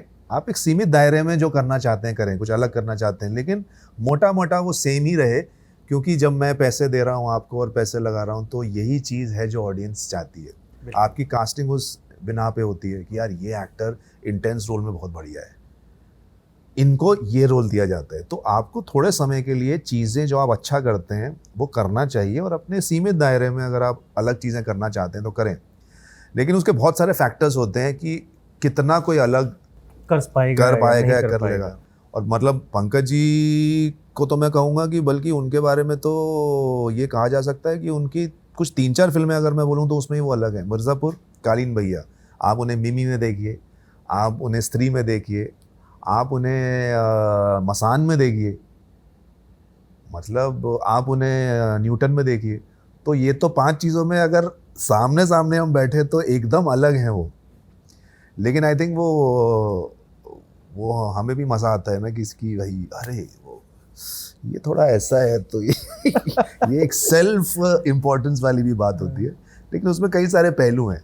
ऐसा कोई आपको मिला खुद के लिए कोई बंदा? हाँ, मतलब कि ये गंभीर रोल में बहुत बढ़िया है यार वो इंटेंस, तो गंभीर और इंटेंस और उस तरीके की चीज़ें होती हैं। लेकिन मैं आई थिंक अभी तक थोड़ा वो भी रहा हूँ कि कुछ ऐसे भी लोग हैं जो एकदम ही अलग तरीके से आपके सामने कुछ लाते हैं कि उसमें और एक चीज़ मैं अभी शुरू करूँगा अगले महीने शूट करना, तो उसमें थोड़ा इंटेंसिटी है लेकिन उसमें ह्यूमर भी बहुत है, तो और थोड़ा फ्लैम्बॉयंट टाइप उस तरीके का भी एक उसमें क्या कहते हैं लेवल है, और एक तो आप कॉमेडी करते हुए भी दिखाई देंगे। हाँ जी, हाँ कॉमेडी उसमें है, ह्यूमर भी है, इंटेंस उसकी लेयर है, लेकिन वो ह्यूमरस आदमी भी है, तो वो भी होता है। बट इट डिपेंड्स ऑन, मतलब वही है कि beauty lies in the I of the beholder, तो आदमी आपको कैसे देख रहा है उस पर भी बहुत कुछ डिपेंड करता है। जरूरी तो है। दर्शक पंकज जी का जब हम लोग शूट करते, पंकज जी के साथ ना क्या है, जैसे मैं मानता था कि पंकज जी को मैं अभी, मतलब हम लोग एक ज़माने में अपना नेबर्स भी थे, तो काफ़ी समय एक दूसरे के साथ बीता। जब आप उनके साथ परफॉर्म कर रहे हो। अच्छा, वो यहीं रह रहे थे? हाँ, जिस घर में मैं आया था। नहीं, मैं पहले मड में रहता था। अच्छा। तो वो वहाँ रहते हैं, मड में रहते हैं, तो रह जाके उसमें, तो तब हम लोग मुलाकात करते थे और फिर मिर्ज़ापुर के दौरान मुलाकात होती थी। सीन में वो मतलब होता है ना कि वो इतना सहज और ठहराव है उनके अंदर कि वो एक मोमेंट को 5 मिनट होल्ड कर सकते हैं बिना हिले। मतलब वो अपने उस मोमेंट में इतना ठहराव और इतने स्टेबल रहते हैं कि अगर आप अपने किरदार से और उस मोमेंट से जुड़े नहीं हैं अच्छे से, तो आपको वो अनसेटल कर सकता है। वो इतना साइलेंट होता है। तो हम लोग सीन में बस मुझे नहीं याद कि हम मिलते थे या उनकी तरफ से ऐसी कोई बात होती थी, या मैं भी कहता था कि चलिए लाइनें करें, रिहर्सल करें, शायद की हो कभी, लेकिन ऐसी कोई बात हो रही होगी, खाने की बात हो रही होगी या तो उस जगह की बात हो रही होगी। उनको ज्योग्राफी में बहुत इंटरेस्ट है कि यहाँ पे ये पहाड़ हैं, यहाँ पे मिट्टी में ये होता है, वहाँ पे वो होता है। तो ये सारी बातें लाइफ से, क्योंकि वो उनके आदमी बहुत भीतर कनेक्टेड देहात है, जो है वो बसा हुआ है। बसा हुआ है। गोपालगंज निकला नहीं है, नहीं, और देश के जितने भी गांव शहर हैं जहाँ जहाँ घूम सकते हैं वो सारी चीज़ें हैं। मैं खुद वहीं से आता हूँ, गोपालगंज से। गोपालगंज से। गोपालगंज हम लोग बनारस में शूट कर रहे थे, तो 2 दिन की छुट्टी थी, तो वो चले गए थे गोपालगंज। तो गोपालगंज गए तो वहाँ से क्या लाएं तुम्हारे लिए, मैंने कहा जो आप ले आए वहाँ का कुछ ऐसा लाइए जो वहीं का हो। तो उनका कोई है जानने वाला जो वहाँ पे बुनता है कपड़े का कुछ, तो वो गमछा लेके आए थे एक सफ़ेद। वो अभी भी है मेरे पास। और एक मिठाई वहाँ पे, शायद बालूशाही टाइप कुछ वहाँ पे। पुड़किया बोलते हैं। हाँ, ऐसा कुछ। हाँ, अंदर से एकदम खोआ हुआ होगा हाँ, और रस में लिपटी हुई होगी। हाँ, पुड़किया कहते हैं उसको। हमारे यहाँ एक थावे जगह है, वो मंदिर है बहुत पुराने समय से, तो काफ़ी आस्थाएं जुड़ी हैं लोगों की। तो वहाँ पे शायद उसका कभी ना कभी उत्सर्जन हुआ होगा, वो बहुत फेमस है। तो जो उस इलाके के आसपास के लोग हैं उनको पता है कि वो है। लेकिन बनारस में भी मिलता है, बट नहीं, वो वहाँ से लाए थे। मेरे पास फोटो भी है उसकी। ठीक है। तो कैसा लगा आपको हमारा इंटरव्यू? बढ़िया। इंटरव्यू क्या मतलब, मुझे तो लगा बोलते बोलते बोलते बोलते हम तो बातचीत ही हुई है। हाँ, बातचीत ही हुई है। और भी मतलब ऐसा लगा काफ़ी कुछ बोल ही दिया है। ये भी रिकॉर्ड ही हो रहा है, लेकिन हाँ, चलता ही और भी कई चीज़ों पे बात कर सकते थे। लेकिन हाँ, मतलब इंटरव्यू टाइप तो कुछ लगा ही नहीं। कॉफ़ी भी पी ली बीच में, है ना, इधर उधर समझ में भी आ गया, बातें भी हो गई। इंटरव्यू टाइप फील आया नहीं। इंटरव्यू टाइप फील आना भी नहीं चाहिए। बातचीत वाली फील थी। हाँ, वो रहता है तो सही भी रहता है। हालांकि लगभग 1.5 घंटा ऑन रिकॉर्ड हो गया है। On record. हाँ जी। तो एक दो चीज़ें, वही होता है कमाल बात यही है एक्चुअली। एक दो चीज़ें जो स्टार्टिंग में लगी थी कि इस बारे में बात होगी, जो इंटरेस्टिंग हो सकता था, वो छोड़ के हम कहीं और चले गए। एक अपने मतलब मिर्ज़ापुर की बात की थी, तो मिर्ज़ापुर से रिलेटेड कि कैसे मिला, वो अपॉर्चुनिटी वाली बात होती है ना, कि मतलब जैसा मेरा डेस्टिनी और टाइमिंग में बहुत मानना है कि कोई चीज़ टाइम होता है तो वो यूं ही हो जाती है। मतलब उसका एक बहुत ही कमाल का किस्सा है कि कई साल पहले, मिर्ज़ापुर से 5-6 साल पहले, हम जंगल में एक फ़िल्म का शूट कर रहे थे जिसमें मैं था, और एक उस फिल्म में जो फिल्म का शूट था उसमें एक स्टार थे। तो क्योंकि हम जंगल में थे और बेस से थोड़ा दूर थे, वैन्स वगैरह पार्क थी, तो शॉट ख़त्म होता था, दोनों गाड़ी के अंदर बैठे थे, तो गाड़ी में से शॉट ख़त्म होता था तो बाहर निकल के वहीं पे रुक जाते थे, क्योंकि वो स्टार थे और उन्हें लोग जानते हैं, तो उनकी अपनी ही गाड़ी वहाँ पार्क थी और उसमें जाके वो बैठ जाते थे। तो ऐसे ही 2-3 शॉट हुए, तो दूसरे या तीसरे टेक में, शॉट में, जब हम बाहर आके, मैं बैठा था, डायरेक्टर और सारी यूनिट बैठी थी, तो उनके असिस्टेंट आए, उन्होंने बोला सर आपको बुला रहे हैं। मैंने कहा सर बुला रहे हैं मुझे? कह रहे हाँ वो। मैंने कहा अच्छा कुछ होगी बात। तो मैं गया, तो उन्होंने ऐसे ही गाड़ी में इशारा किया अंदर बैठे हुए कि आइए। तो मैं अब आलीशान बड़ी गाड़ी, एसी फुल ऑन, और जाके ऐसा बैठ गया। अब समझ में नहीं आ रहा है कि यार ये आदमी इतना बड़ा आदमी है, स्टार है, और मतलब बहुत ही दूसरी भी चीज़ें उन्होंने की है, डायरेक्टर भी रह चुके हैं, प्रोड्यूसर भी हैं, अब ये बैठे हैं, अब क्या बात करें। तो खैर फिर थोड़ी बहुत जो भी है, कैसे हैं, थैंक यू, ये वो बात हुई। फिर उन्होंने बात शुरू की कि भाई क्या कर रहे हैं आजकल, और क्या वो सारी चीज़ें, और तब पता चला कुछ और भी उन्होंने बात की कि ये आदमी सोशली और सिविक सेंस बहुत अच्छी हैं इनकी। मतलब कुछ बात कर रहे थे कि उस ज़माने में कि भाई लोग आजकल देख रहा हूँ कि ट्रैफिक पे, सिग्नल पे रुकते नहीं है, इम्पेशेंट होके तुरंत निकल जाते हैं। तो कहते हैं मैं तो सोच रहा हूँ गाड़ी पे लगा दूँ कि you called me old fashioned but I stop at red signals. तो मैंने कहा हाँ ये सारी चीज़। तो फिर ऐसे वो क्या कर रहे हो, कैसे, किन किन लोग। तो मैंने कहा यार मैं ये कर रहा हूँ, और मेरा कुछ लोगों के साथ काम करने का बड़ा मन है, जब आप नए नए होते हो तो मैंने कुछ नाम लिए और प्रोडक्शन हाउसेस के कुछ नाम लिए कि हाँ मतलब बायर है, धर्मा है, एक्सेल है। तो ऐसे ही उन्होंने बोला कि हाँ good, you will work with them, मेरी शुभकामनाएं हैं और you know soon you will work with people who you want to work with. और उसके बाद फिर टाइम हो गया, कट टू ये हो गया और फिर वो चीज़ ख़त्म हो गई, फिल्म आई, बात ख़त्म हो गई। आप उस आदमी का नाम बता के जाइए ना। कट टू 4 साल बाद हम मिर्ज़ापुर करते हैं, उस प्रोडक्शन हाउस के साथ आप काम करते हो, एक्सेल मूवीज़, जिन्होंने वो प्रोड्यूस किया, उस आदमी का नाम फरहान अख्तर। तो कैसे चीज़ें होती हैं कि जब काफ़ी जुड़ाव महसूस करते हो ना उनसे। हाँ, मतलब क्योंकि मुझे वो इंसान कई चीज़ों का मेल लगता है उनमें, कि वो काम अच्छा जानते हैं, प्रोफेशनल हैं, राइटिंग, डायरेक्शन, एक्टिंग की सब चीज़ें, plus as a person also he is very humble and very, काफ़ी चीज़ें सही हैं उनके व्यक्तित्व में। और वही चीज़ आई थिंक मुझे लगता है किसी भी इंसान में, उनमें हो, पंकज जी में हो, आप में हो, इंसान से मुझे तभी कनेक्ट करती है जब कोई ऐसी चीज़ लगती है कि अरे यार ये तो एकदम दिल में छू गई जैसी कोई बात। तो ये मज़ेदार। तो फिलहाल इस वीडियो में इतना ही। मेरा नाम अनिल शारदा है, आप मुझे सिनेमा कैफ़े पर देख रहे थे। और कैसा आपको लगा इंटरव्यू, आप लोग ज़रूर हमें कमेंट करिएगा ताकि हम लोग उसे पढ़ सकें और आगे सुधार करने की आवश्यकता हो तो सुधार की जा सके, और अगर इसी पे चलना हो तो इसी पे चलें, है ना। तो धन्यवाद।